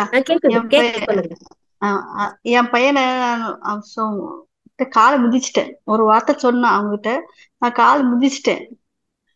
அவன் கால அது சொல்லக்கூடாதுன்ட்டு என் மனசு சொல்லுது, கால ஆக்ஷன் வந்துட்டு. சரியா அம்மா? அவனுக்கு புரிஞ்சுட்டு அவனுக்கு புரிஞ்சுட்டு அதான் ஸ்டேஜ்ல காலை மிதிச்சுட்டு, அது பேசக்கூடாது சொல்லிட்டு காலை அவனுக்கு மிதிச்சிட்டேன். எனக்கு அது ஒரு மாதிரி ஃபீலிங்கா இருந்தது. எனக்கு அது என்னவோ அன்ஈஸியா இருந்தது. பிள்ளைய போட்டு காலை மிதிச்சிட்டோமே, சொல்லக்கூடாத வார்த்தை அவன் சொல்லல, கரெக்டா தான் சொல்லியிருக்கான். ஏன்னா நான் அது வந்து அந்த வார்த்தையை வந்து நான் வெளிப்படுத்தக்கூடாதுன்னு நான் மறைக்கணும்னு நான் நினைக்கிறேன். உங்களுக்கு புரியுதாம்மா? புரியுது. அது தவறுன்னு ஃபீல் பண்றீங்க, மறைக்கிறதுக்காக நான்.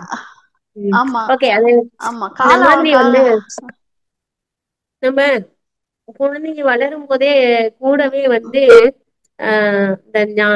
என்னெல்லாம் பண்ணக்கூடாது, என்னெல்லாம் பண்ணலாங்கிற ஒரு சில விஷயங்களையும் நம்ம கூட பேசி பேசி பழகும் போதே ஒவ்வொன்றா நம்ம கொஞ்சம் புரிய வச்சுக்கிட்டே வரலாம்.